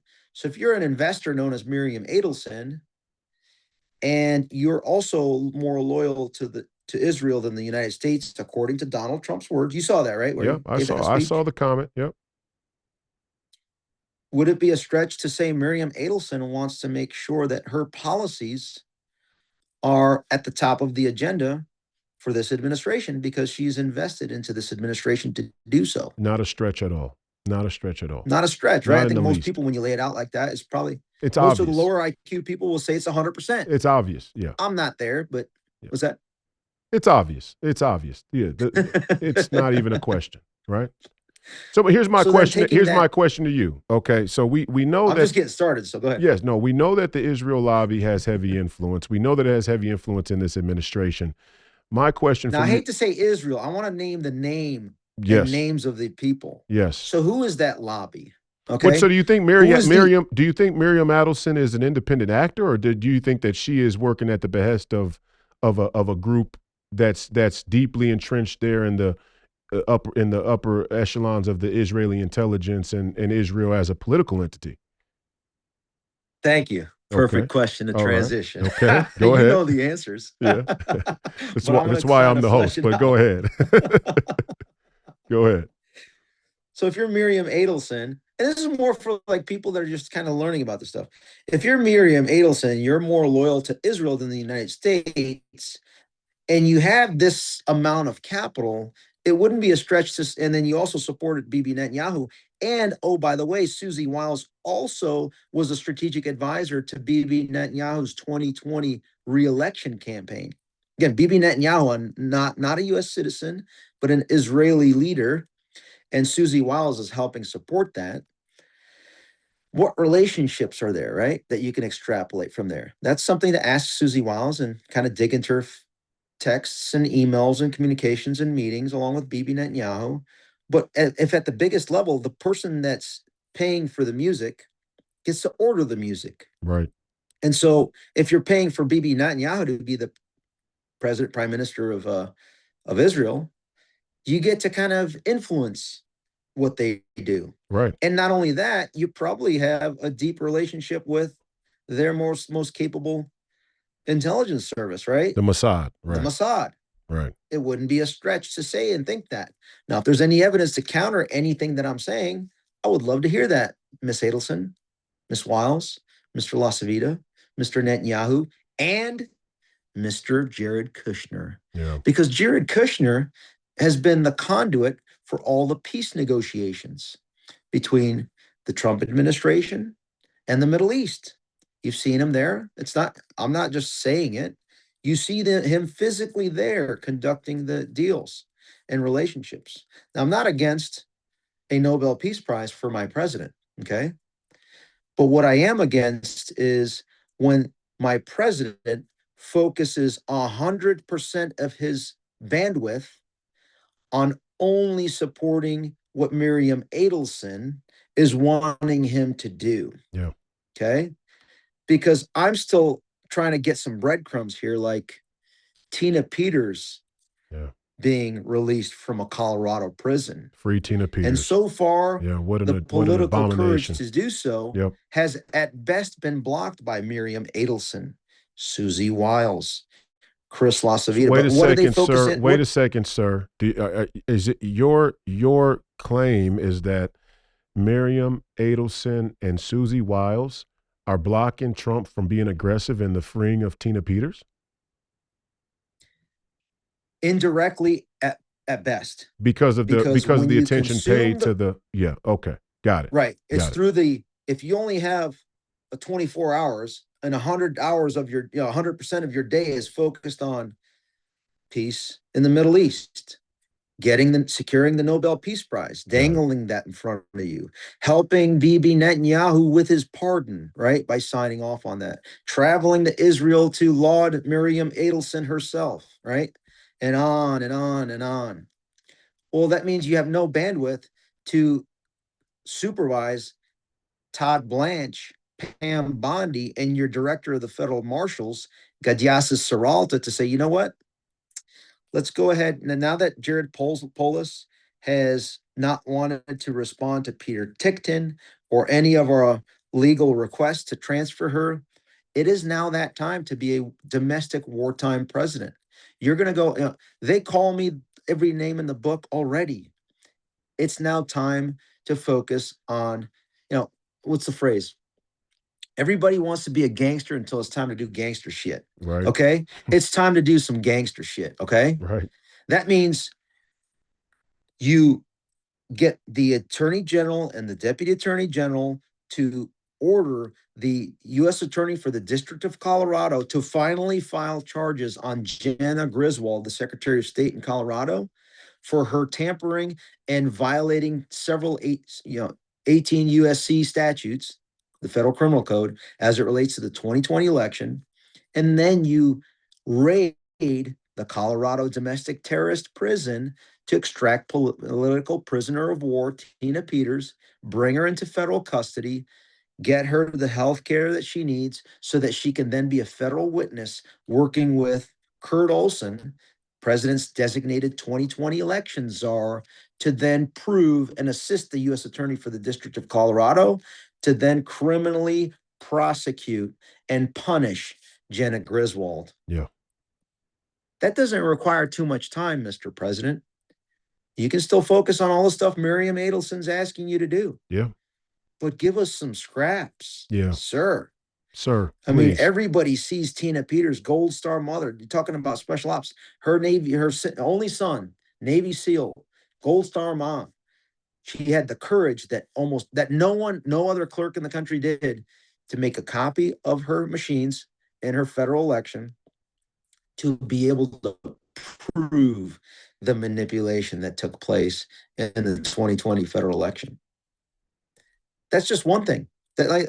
Another thing, an easy one, a stroke of the pen, is how about we pardon instead of just commute the 8 nonviolent oath keepers, the 4 Proud Boys from January 6th, Yeah. the 1 DC Metropolitan Police Department officer, Shane Lamond, that is waiting and rotting in prison to testify before Barry Loudermilk's select subcommittee to expose the DC Metro Police's role in the Nancy Pelosi January 6th Fedsurrection. Mm. At this point in time, it's no longer ignorance.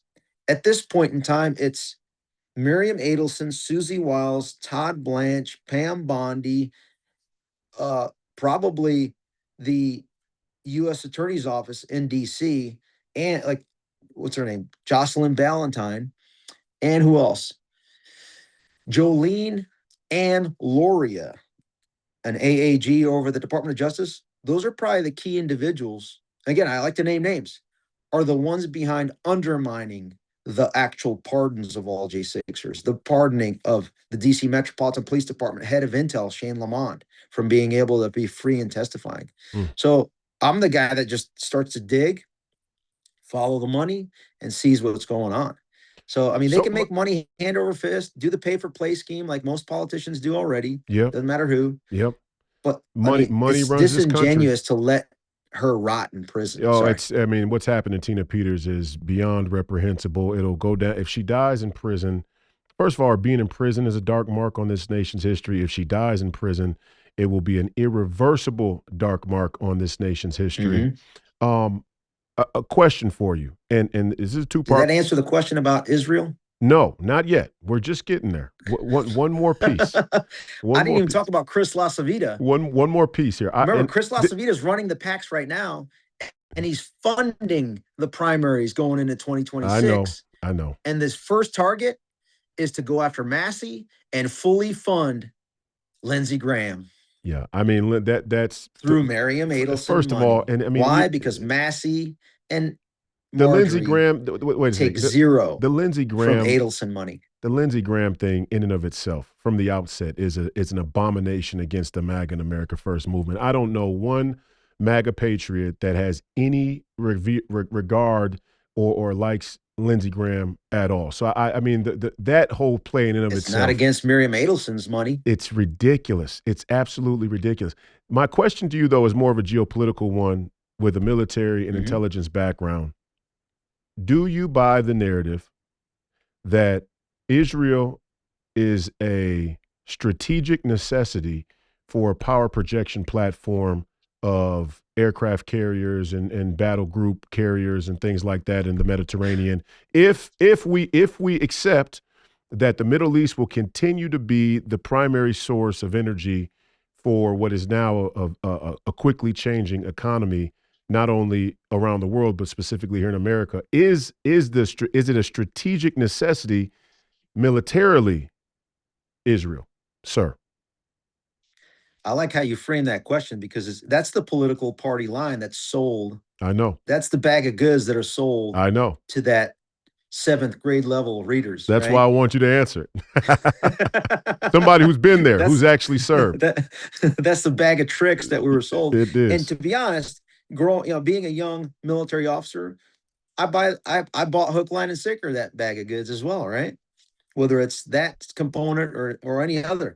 But let's face it, today's technology, let's incorporate it. I mean, you have the ability to do drone swarms. The platforms that we use, the B-52s coming out of the middle America. We have capabilities in the military that can surgically strike and create consequences for any and all of the 192 countries globally without really even having to deploy, at least surgically, initially.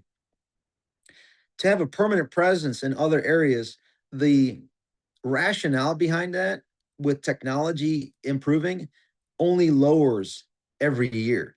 Does that make sense? Yes. Because whereas before you needed like pre-stock Right. and have cache sites and be Right. able to have tanks and such that we don't need that anymore because we have aircraft that are able to reach anywhere and touch within 18 hours basically of a decision. Yep. So that argument is not as convincing. So then it begs the question, why is that argument still being conveyed? Again, it goes back to money laundered to go back into the political operations of those that are in power to then fund those to launder back to their own pockets, to line their own pockets. And I've had a team of researchers, several researchers on my team, go through that detailed analysis of reverse engineering of, all right, this is the Senate Leadership Fund, the House Leadership Fund, or Pelosi affiliated PACs or Schumer affiliated PACs. And then you kind of take a look at where are the biggest funding streams. And then you take it back to, oh, interesting. FTX, right? FTX CEO, Sam Bankman Fried, was receiving his money, some of it from investments that were being made from Ukraine. Right. Where did that Ukraine money come from? The United States Congress. So U.S. Congress, Ukraine, FTX goes back to what? If you're Sam Bankman-Fried, you're one of the biggest donors to the two Democrat PACs in the House and Senate. Right. And if you're the number two guy at FTX, Ryan Salome, which most people never heard of, then your money goes to the Republican affiliated PACs, all to the top two people from the same company. So that's just one example. Going back to Israel, since you like to talk about that, I'm going to say this. When you look at it from the strictly financial standpoint, or I'm going to incorporate the leverage game, if you're Miriam Adelson and you're kind of having a very strong influence over this White House and Bibi Netanyahu, you probably want to protect the leverage that you have to create policies in your favor. So why wouldn't you use the Epstein file client list, right? And make sure that that's not released, because once it's released, you no longer have the leverage that you used to have to blackmail and coerce, manipulate people into voting and acting the way you ask them to act, because you have this as a lever of influence. And so that's what I see going on. So your in the theory fight of the between case, the White House and Congress. Your theory of the case, sir, is that the Epstein files have not been released because it would eliminate the leverage over this administration or other members of Congress, sir. I couldn't have said it more succinctly. I'll say it again. My theory of the case is my hypothesis on this is that those, like, I'm going to just say it.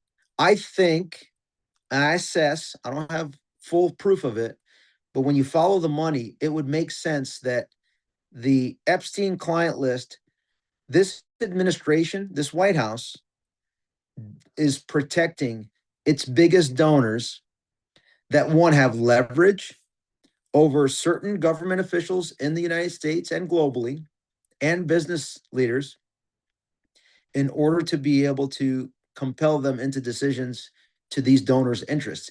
And if that Epstein list is released, that leverage is no longer there. This is best case scenario. And then more probable is that, or possibly, if I should say, that some members of cabinet level officials in this government and in Congress and globally are on that list.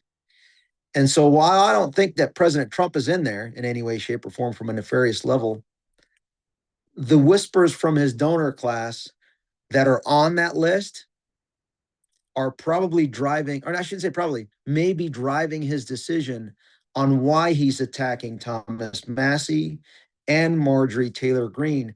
But he's in a position to where he can't go open kimono and explain all that. He may not even know himself. This is my next question. This is my next question for you.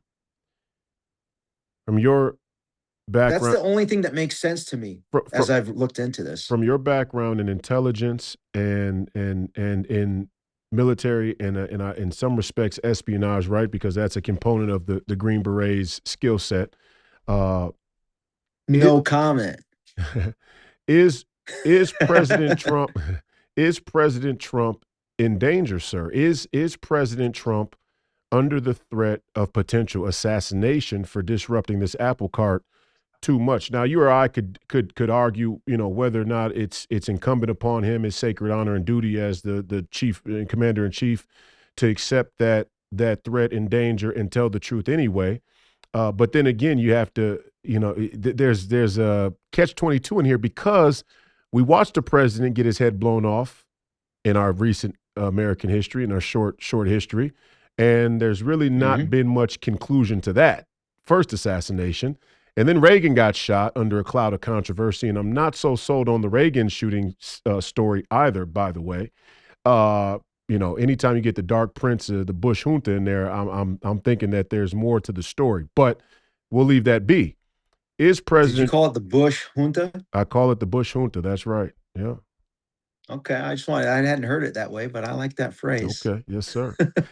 Do you think that President Trump is genuinely, and I've heard these whispers, there's been leaks from inside that he does have real fear of Mossad and Israeli intelligence or other global actors, taking him out for disrupting the status quo too much. And what would you do? And I mean, really nuts and bolts as much as you can to mount a defense against the intelligence agency, the international intelligence agency, sort of shadow government that could carry out an assassination like that if you're President Trump right now? You say, hey, I want to change directions. I want to change course. What are the things that he could put in place around him, if anything, that could protect him from that outcome? Wow, that's a fantastic question. You just made me think about it from a different perspective, and I have an answer. So I would say top line assessment is that President Trump right now is in a extremely weak political position, extremely weak. And I'm going to explain why. Please. Domestically, right now, the House of Representatives has a 4-person Republican majority. The American people, and not just the Democrat hoax left, the domestic terrorists, want full transparency, and we have no tolerance for the protection of pedophiles, whether or not this is whether or not it's a hoax or not. If it's a total hoax, let's just do away with it. Let's release everything and then be done with it, so that we can work on other, bigger, more important issues if it is a hoax. Right. Okay. The problem is that we are now so far deep into this with the discharge petition. Here's how it played out. This is why I say he's weak, even though he's trying to look like he's strong. And I hate to say it, because just for your audience, I voted for him 6 times, 3 times in the primary, 3 times in the general election. In 2016, I couldn't campaign for him because I was deployed to the Middle East. In 2020, I was on Veterans for Trump as an advisor. And I also helped fundraise for him. Nothing massive. I mean, it's maybe 20, 25,000 or something like that. And then in 2024, I also was helping on Veterans for Trump. Okay, just a minor role, like very minor, just minimal. So for the last 8-9 years, I've been extremely supportive of this president, because he's the best vector to be able to fix and improve our situation, right? I'd rather have a cowardly administration and a weak one than one that is completely tyrannical and belligerent, obviously, right? Easy but choice. We need to improve from there. And that's where what I'm about to lay out, it's with the intent and the purpose of understanding the problem so that we can improve from our current position, and hopefully he and others around him can hear this out. So The current House, as it stands, 3 weeks ago, voted to have the Epstein files released. You had, in that conversation, remember, you have 4 Republicans that have to side with Democrats for there to be a majority. So when you have 4 Republicans, and in this instance, it was Thomas Massie, Marjorie Taylor Greene, that were very public and vocal about the release of the Epstein files. But then you had 2 in the background that were the other 4. Nancy Mace, who's running for governor in South Carolina, and Lauren Boebert, another woman, running for governor in Colorado. Those were the 4. So 3 women and Thomas Massie. The president called in Lauren Boebert into the Situation Room because all they needed was 1. And they felt as though that of the 2 remaining, Lauren Boebert would be the easier one to be able to sway and influence to not vote for the discharge petition and demand the release of the Epstein files. So she was called in the Situation Room. They spoke with her and tried to convince her to not vote for it. 1, because purportedly it would hurt a lot of people if it was released. And then 2, in her situation, it was to not give Thomas Massie a win, is what I'm hearing. She stood her ground, and Lauren Boebert said that she was going to vote. As soon as she said she was going to still vote for the discharge of the Epstein files, that's when you saw on President Trump's Truth Social, where he said all Republicans must go ahead and vote for the Epstein files release.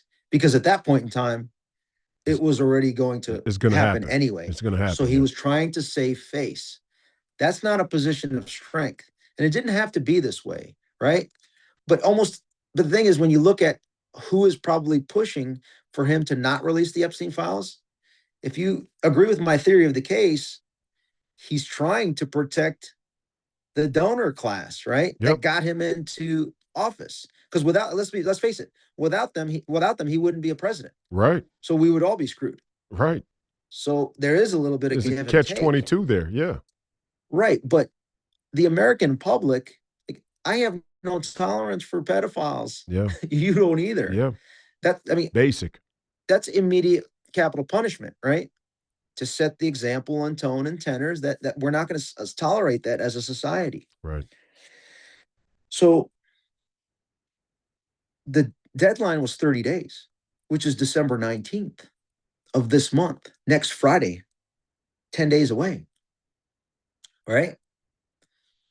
So the question is, if this administration, meaning President Trump, Pam Bondi, Attorney General, Kash Patel, the FBI director that supposedly has all of the, everything related to Epstein, and maybe even John Ratcliffe, the CIA director, if they do not release, and this is my standard, Royce, which is different than everybody else's.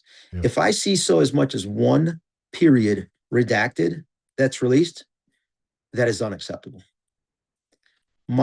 I'd rather have truth over anything else.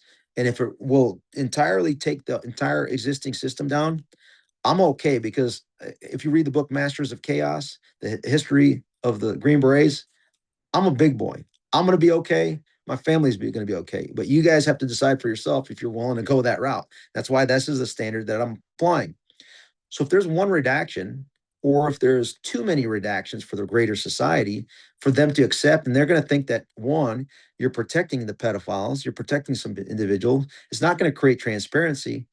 That's where this presidency is now hanging on by a thread. Because the way he's treating Marjorie and Thomas Massie, he is forcing them to impeach him, is the way I see it. Because when he fails to release the Epstein files to sufficient standard by the American people, that forced an almost unanimous vote in the House and Senate, unanimous in the Senate, 100-0, and then 430-1, I think it was, in the House, I don't see another option than to impeach Kash, Pam, and maybe even Trump for not releasing the Epstein files. Because he's already destroying his relationship with Marjorie. He's already said that he's going to primary Thomas Massey. So then you're left with two others. It won't be Marjorie, or it won't be Lauren Boebert, because she needs the political backing of the president for her governor's run. Right. It won't be Nancy Mace, because she needs it also for her governor run in South Carolina. But the other two Republicans that I see voting with a Massey and Marjorie Taylor Greene would be the two remaining Republicans that have already voted to impeach Donald Trump during the second impeachment hoax and survived two re-elections since: Dan Newhouse and David Valadao. So there's your four. But guess what? Once those four, if they come out publicly and say that, you know what, because the Epstein files weren't released and we voted for their release, this administration is failing to comply.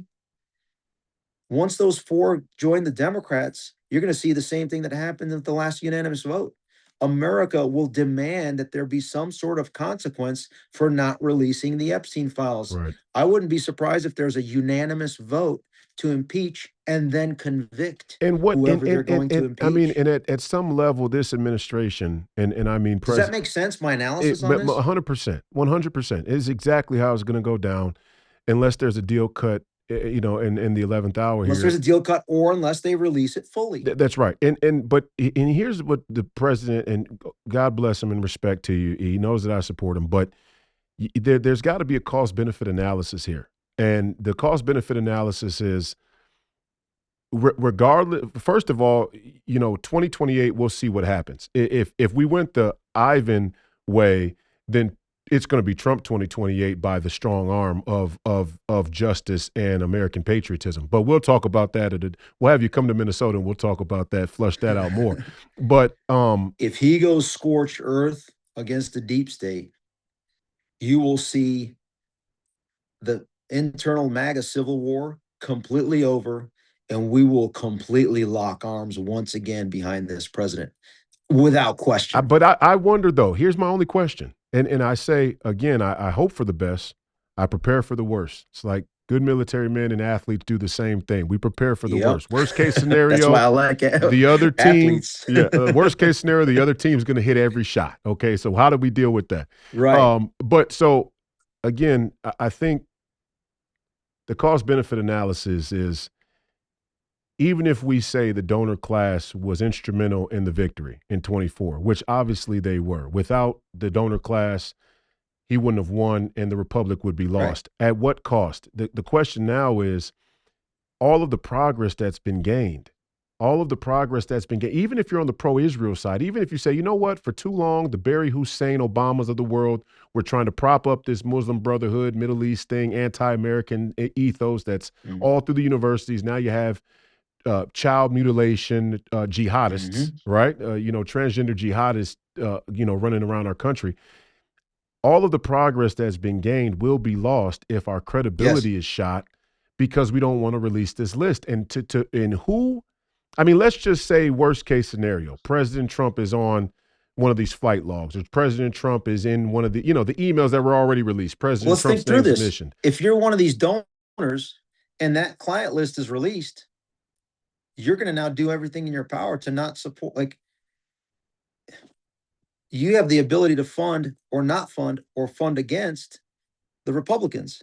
Then you're guaranteeing a Democrat House, a Democrat Senate, and now you're going to set the conditions for an immediate guaranteed impeachment. But my bigger point. So that's why I say he's in a politically weak position if he understands all this. I get that, but what I'm saying is this: even if, let's just play it out and say that the list is released.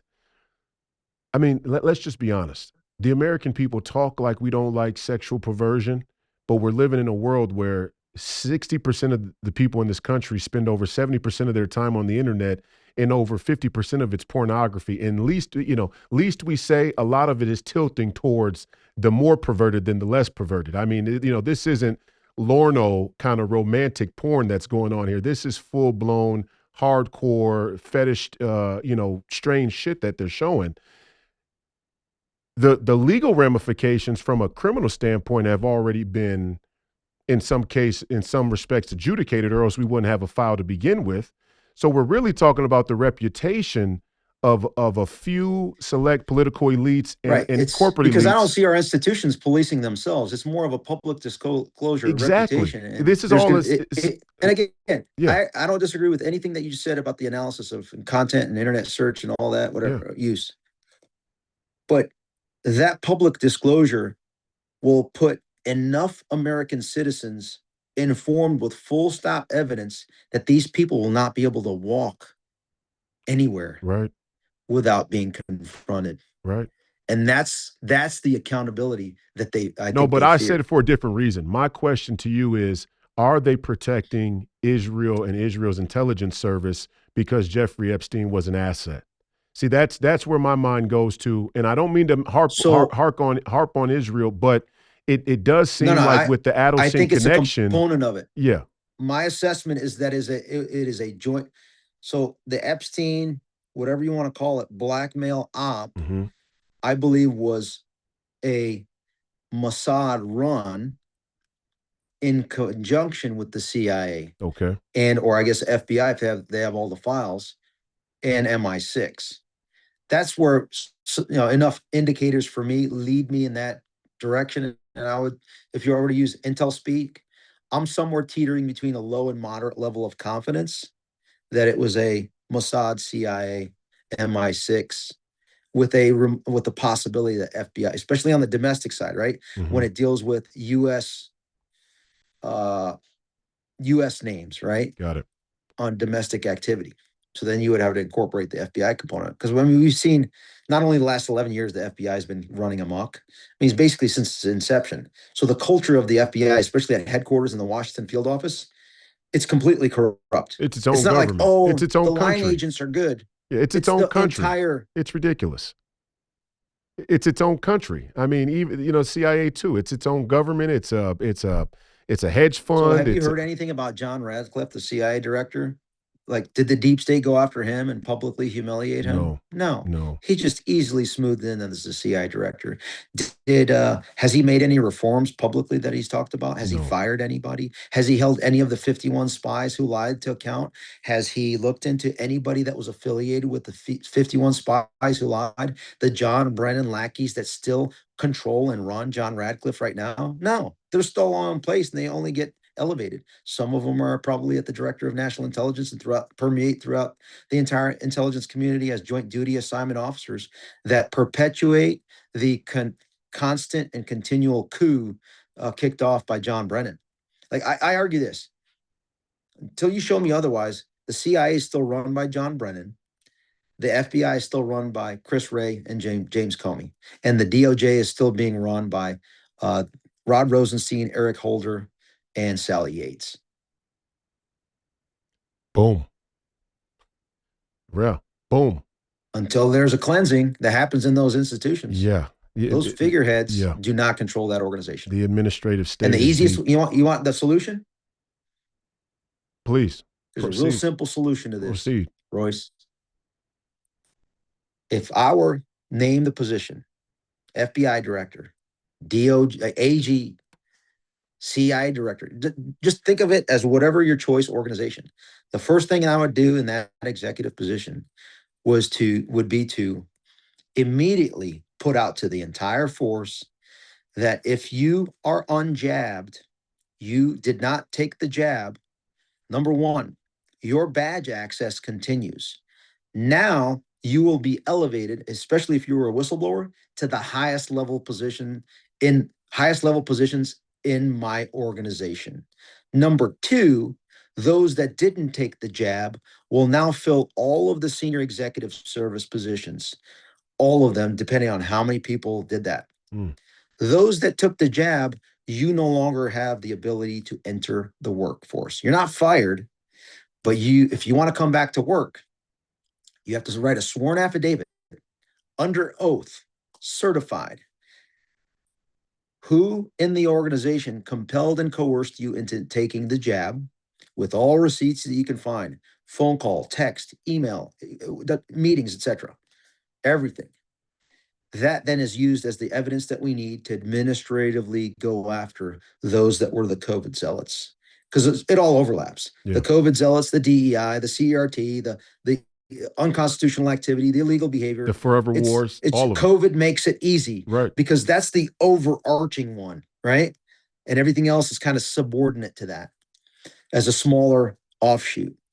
And then the second part of your sworn affidavit is you have to list every single news and source of information, social media, mainstream media outlet that you used to convince yourself into taking the safe and effective product. That body of evidence then can be used for public release, for civil litigation, and the complete dismantling through civil litigation throughout the entire country of every organization, news, and distributor of the products, and the big pharma products and the pharmacies, to completely dismantle and destroy everyone involved in the COVID cabal. And once you do that, that's how you clean the system out. That's a day one thing. I like your strategy. I venture to guess that Susie Wiles won't be a fan of it. Well, Pam Bond, you know that Pam Bondi used to represent one of her clients in Florida was Pfizer. You tracking that? Well, you also got Woody Johnson, stamming around on stage, and the whole shot and COVID thing is a whatever happened to that, was that Buffalo Bills NFL player? He died. Remember his he didn't die. He had a cardiac lucky. arrest, but he ended up surviving. But that was definitely suspicious. A lot of young athletes had a lot of suspicious cardiac incidents in the last 4 years. Some of them died, some of them didn't, but certainly a spike. And I mean, the shot, the science on the shot is all but almost conclusive that there's a rise in all of these chronic diseases and terminal diseases in the wake of the COVID shot. Some people will say, "Oh, well, it was COVID." And don't forget now. But we have Susie Wiles inviting. But don't even forget now that the virus itself was, we've out no longer conspiracy theory that it came from a lab. So it's plausible that some of it is from the jab and some of it is from the virus itself. So that's how they kind of get you, right? That's the 3-card Monty. It's like, well, which one is it? Yep. Put all your eggs in this basket. No. We're all under attack in a multiple of ways. Last question, because I know you're a busy man, and I want to get you out to Minnesota in person because I hate Zoom. It kind of hiccups sometimes, and I'm sure your service is as pinged as anybody in the country right now, the way you're talking. So we'll get you here in person so we can fully control the dynamic. Last question I want to ask you. This is a personal question. As an American citizen, I was 12 years old when September 11th happened. I remember being in the 6th grade, watching it on television. Back then, you had those crappy Insignia TVs that still had the buttons and knobs. It was no flat screen, high-tech shit like we got in the schools today.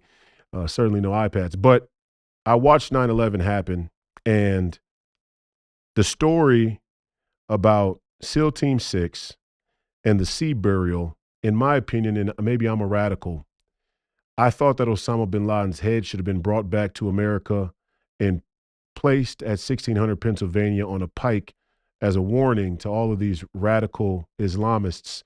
If we really believe that Osama bin Laden was responsible for September 11th, tell me your thinking on the decision to give Osama bin Laden an Islamic sea burial, and if you can say whether or not we actually killed Osama bin Laden in that SEAL Team 6 raid carried out by Barack Obama. Sir. So I'm going to answer quickly with the latter.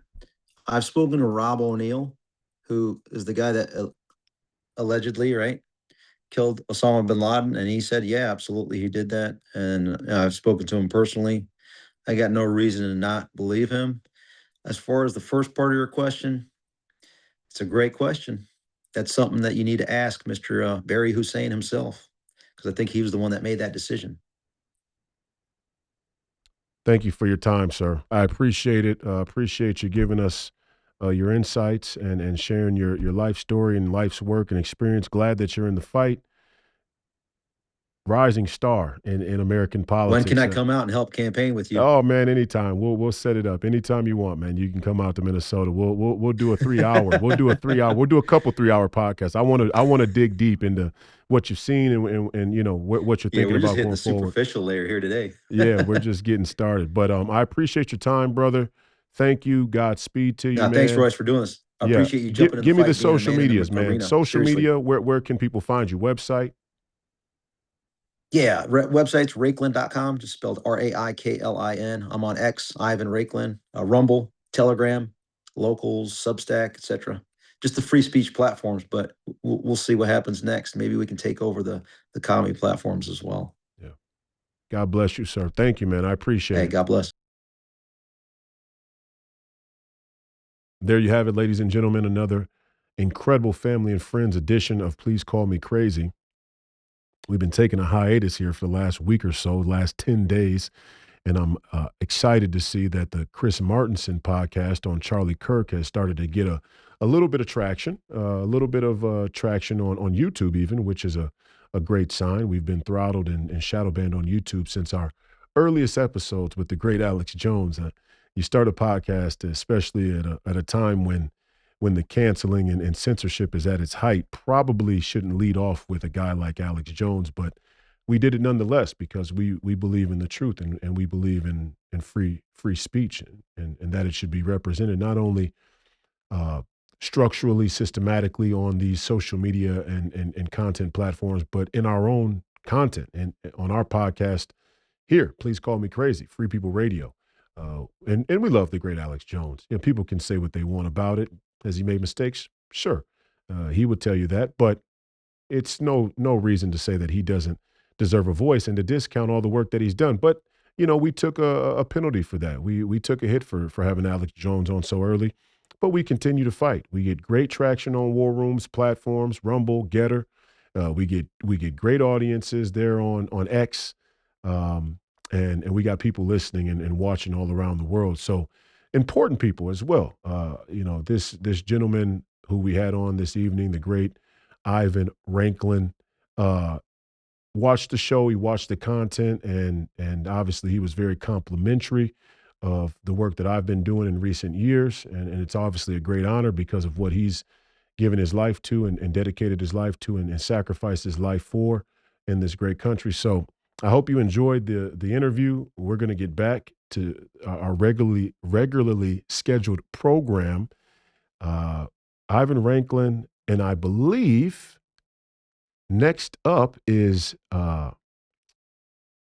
Sheriff from California, and his name escapes me right now, and I don't want to mispronounce his name, so I'm going to go in and make sure that we get it right. He's causing a stir there in California right now. Sheriff Chad Bianco.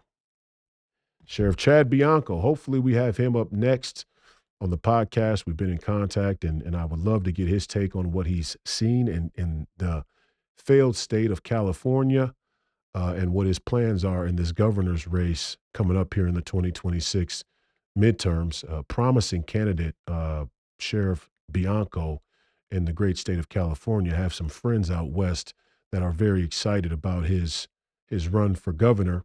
And it looks like from all of the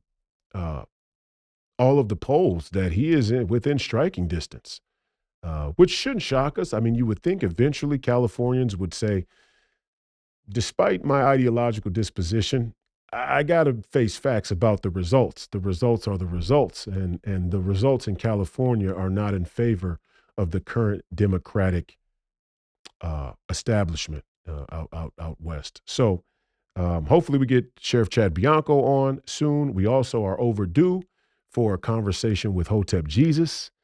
Tim Gordon from Rules for Retrogrades, Catholic brother Tim Gordon, just released a documentary, What a Woman Is, I believe is the title, What a Woman Is.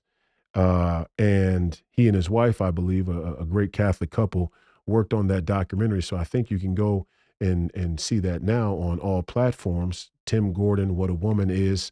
And we're due to have him on the podcast as well, talk about the documentary, talk about the state of the Catholic Church, talk about the country as a whole and the the implications for us from a spiritual standpoint. Obviously, we'd be remiss not to talk about Israel with one of our trad Catholic brothers. So we got some great people lined up here in the future, as well as, we're overdue for a Hebrews, and this week may be the week to do it. Again, I've been dealing with some personal things, and I'll talk about them in the future, and hopefully I don't have to speak about them as forthright as I want to, as I'm compelled to, because I do think there's a grave injustice that is going on in my personal life. But we don't cry about it. We're fighters, and I say this as a closing here today. For all of my Christian brothers and sisters out there, it is prophesied in the scripture that we will face heavy personal scrutiny and persecution, not only for in the name of Christ and for his name's sake, but simply for standing up for what's true, standing up for the truth, and standing up for what's right. And it's it's par for the course. Doing the best I can with it. I apologize for the hiatus the last week. We're going to try and get back into the swing of things. The campaign is as hot as it's ever been. The news that the great Mike Lindell is going to be running for governor is music to my ears. Mike wouldn't say this, but Mike was I was one of the first people that Mike Lindell phoned to tell that he planned to go forward with that run for Minnesota governor, and I am in complete support of Mike Lindell's candidacy. I don't want to hear, oh, well, he can't win, as his reputation or his brand is tarnished with Democrats and they don't take him serious. Look, there is something wrong with our machines. There's no doubt about it. There's something seriously wrong with our elections, and almost certainly wrong with our machines. Least of which is that the chain of custody for our machines doesn't even equal up to the slot machines of your local casino. That in and of itself should be a non-starter for American citizens in terms of the security and integrity of our elections. So we have a problem with our elections. Second problem, probably most of which, is that you can't even ask the question. Well, it depends on what year it is and depends on which candidate you ask or which commentator is at the microphone. If you're a MAGA candidate, if you're a Republican candidate, if you're a Christo nationalist, as they say, you can't question the integrity of elections. If you're a Democrat, when Al Gore loses to Jeb Bush in Florida, you can question him. If you're Hillary Clinton in 2016, you can question them. If you're Amy Klobuchar or Kamala Harris in 2018, you can question the security of the machines. I mean, the selective nature and double standard of election integrity is probably one of the best microcosms of the double standard with which we live under in this country writ large. On the show last weekend, I talked about the double standard between men and women culturally, and I don't mean to point this out in terms of a man and woman thing, but here I am, a male candidate for U.S. Senate, and I can't say that we need to secure our elections or else I'm a conspiracy theorist and election denier, yet my opponent, Amy Klobuchar from 2024, could do it ad nauseum and nobody batted an eyelash. Same thing for Kamala Harris, same thing for Hillary Clinton. Now, in that sense, the double standard is mostly along political party lines, as to where the MAGA movement and America First movement, as of recently, has been more of the movement that is deeply, deeply concerned about the integrity of our elections. But it's just a microcosm. And we're going to have to talk about it, and maybe tomorrow, depending on if we get another interview done or not, I do a long, deep dive into the cultural dynamic between men and women, because I think it's something that we have to confront. And we need to start working on this issue well before 2026. And hopefully we can chip away at what has been a dominance, a sort of dominance of feminist ideology in the political arena, a capitulation, a concession to feminist ideology and feminist double standards against men culturally. And look, I'm not saying that men are perfect or men don't do anything wrong or there aren't plenty of asshole men across society. I certainly don't regard myself as one of them. I think I'm pretty logical and even-handed, pretty common sense, sort of a voice of reason. I try to be that in my personal life as well. But obviously, when things get out of control and the culture is warped, common sense becomes seen as hostile. And I'm certainly experiencing that in my own personal life. But it's cultural. It's culture wide. And take Ivan, for example. Here's a guy who served our country with distinction, has been to the top of classified information, has been trusted with this nation's secrets. And now he's decided to help fight for this country and American citizens who don't have a voice. Whether you agree with them politically or not, there are American citizens, whether you agree with them politically or not, there are American citizens that don't have a voice, that are dwarfed by the sheer size, power, influence, and in many cases corruption of the system. And guys like Ivan bring a level of skill and expertise to try and fight for those people. So, we are honored to have him on the show. We are honored to invite the guests that are coming up in episodes here shortly. But most of all, we are honored to be able to speak the truth. We're honored to be able to stand up and speak the truth and have a platform and a great setup here, a great system to be able to broadcast to the American people in this time of dire need. We continue to pray for President Trump and the entire Trump family, as well as the administration, that they have the discernment of God and Christ, and they can find a way to go forward with righteousness and in the best interest of every American citizen in this country. And to Ivan's point, we're coming to a crossroads here with these Epstein files, and they need to be released. There's just really no way around it. The Epstein files have to be released in their entirety with no redactions. And if we don't do that, I fear we're at a grave point in this nation's history where credibility, integrity,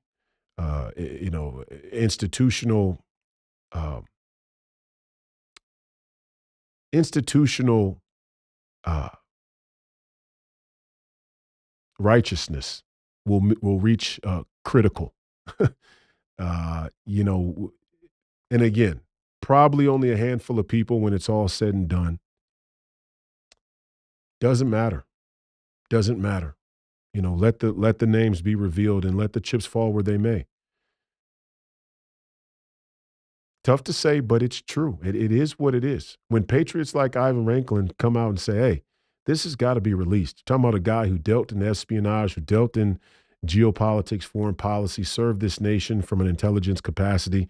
This thing has got to be released so that we can have a good 12-month run up to this now 11, 10-month run up to this midterms.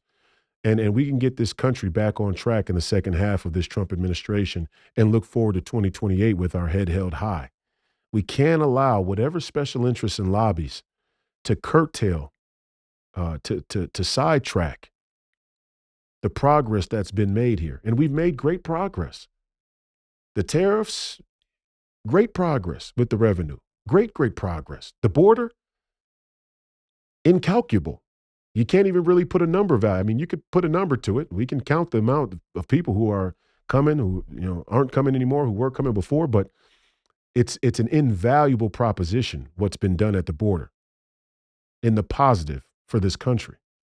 Without a border, you don't have a country. And there were people who almost had control of this country yet again that don't even see a border as valuable. So we must give President Trump the credit where credit's due. But with all the great things happening at the border, with all the great things happening with the economy, the tariffs and whatnot, and I do think a lot of this economic, turbulence will even out here if we can focus. The Epstein files is not a nothing issue. It just simply isn't a nothing issue. And I'm not the only one saying it. It's just not a nothing issue. The American people, even if you say, and like I said in the interview, and I said it to play devil's advocate because I think that's the role of an interviewer and host. But even if we accept that we have a sexually perverted culture, which by and large we do. Again, a large portion of the interview there, Ivan, talked about how it's not transgender. I mean, even that is a sort of concession and capitulation to insanity. It's mutilation, and it is. It is child mutilation. It's mutilation, adult mutilation. It's mutilation, and it's predatory, and it's ideological subversion. And a lot of these people who transition end up regretting it later, and we know that from their own personal testimony. It's not a conjecture or an opinion. This is a matter of fact. If you're homosexual, you're homosexual. We may have an opinion about it, but it's a far cry different than changing your biological, makeup. And so there is a predatory, there's a predatory factor to it. It's mutilation. It really is. It's psychological predation. These things, and even though you could say, hey, American culture is screwed 6 ways to Sunday anyway on the sexual side of things, we have to be able to discern degrees of sin and wrong. We can't start to clump all wrong in together and say, well, nothing's wrong or nothing's right. It's all a matter of interpretation. It's all a matter of interpretation for those who have the power. That is a perversion. That is a perversion of justice. Not to preach to you, but that's a perversion of justice. We have to have some baseline standard of right and wrong, of telling the truth or lying. Is it true or is it not true? Did this happen or didn't it happen? Who was to blame? Who's to be accountable? What is the evidence? These are the basics. These are the rudimentaries of the American way of life, the foundation of our country and our legal system. These are the rudimentaries of a civil society. And we've lost it. We've perverted. We've played fast and loose, 3-card Monte. We've politicized it. We've weaponized it. We've weaponized the courts. We've weaponized intelligence. We've weaponized our own tax dollars against our own people, against young, innocent people. And that's what the Epstein story is a herald of. That our citizenship itself, our participation in the civic life of this great nation has been weaponized against us by parties, in some cases unknown. And that's why people should be interested in the Epstein files. We should be interested in the Epstein files. We should want to know if our own participation in our citizenship and the prosperity of this great country have been turned and weaponized against us. That's it for me. Again, we appreciate your viewership and listenership today and in the future. Godspeed to you. God bless America. Have a great night, and we'll see you next time.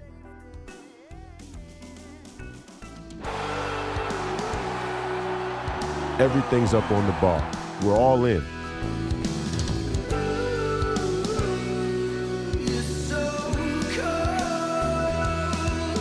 We get to decide.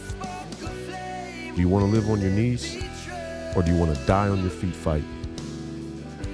That's the decision you get to make now.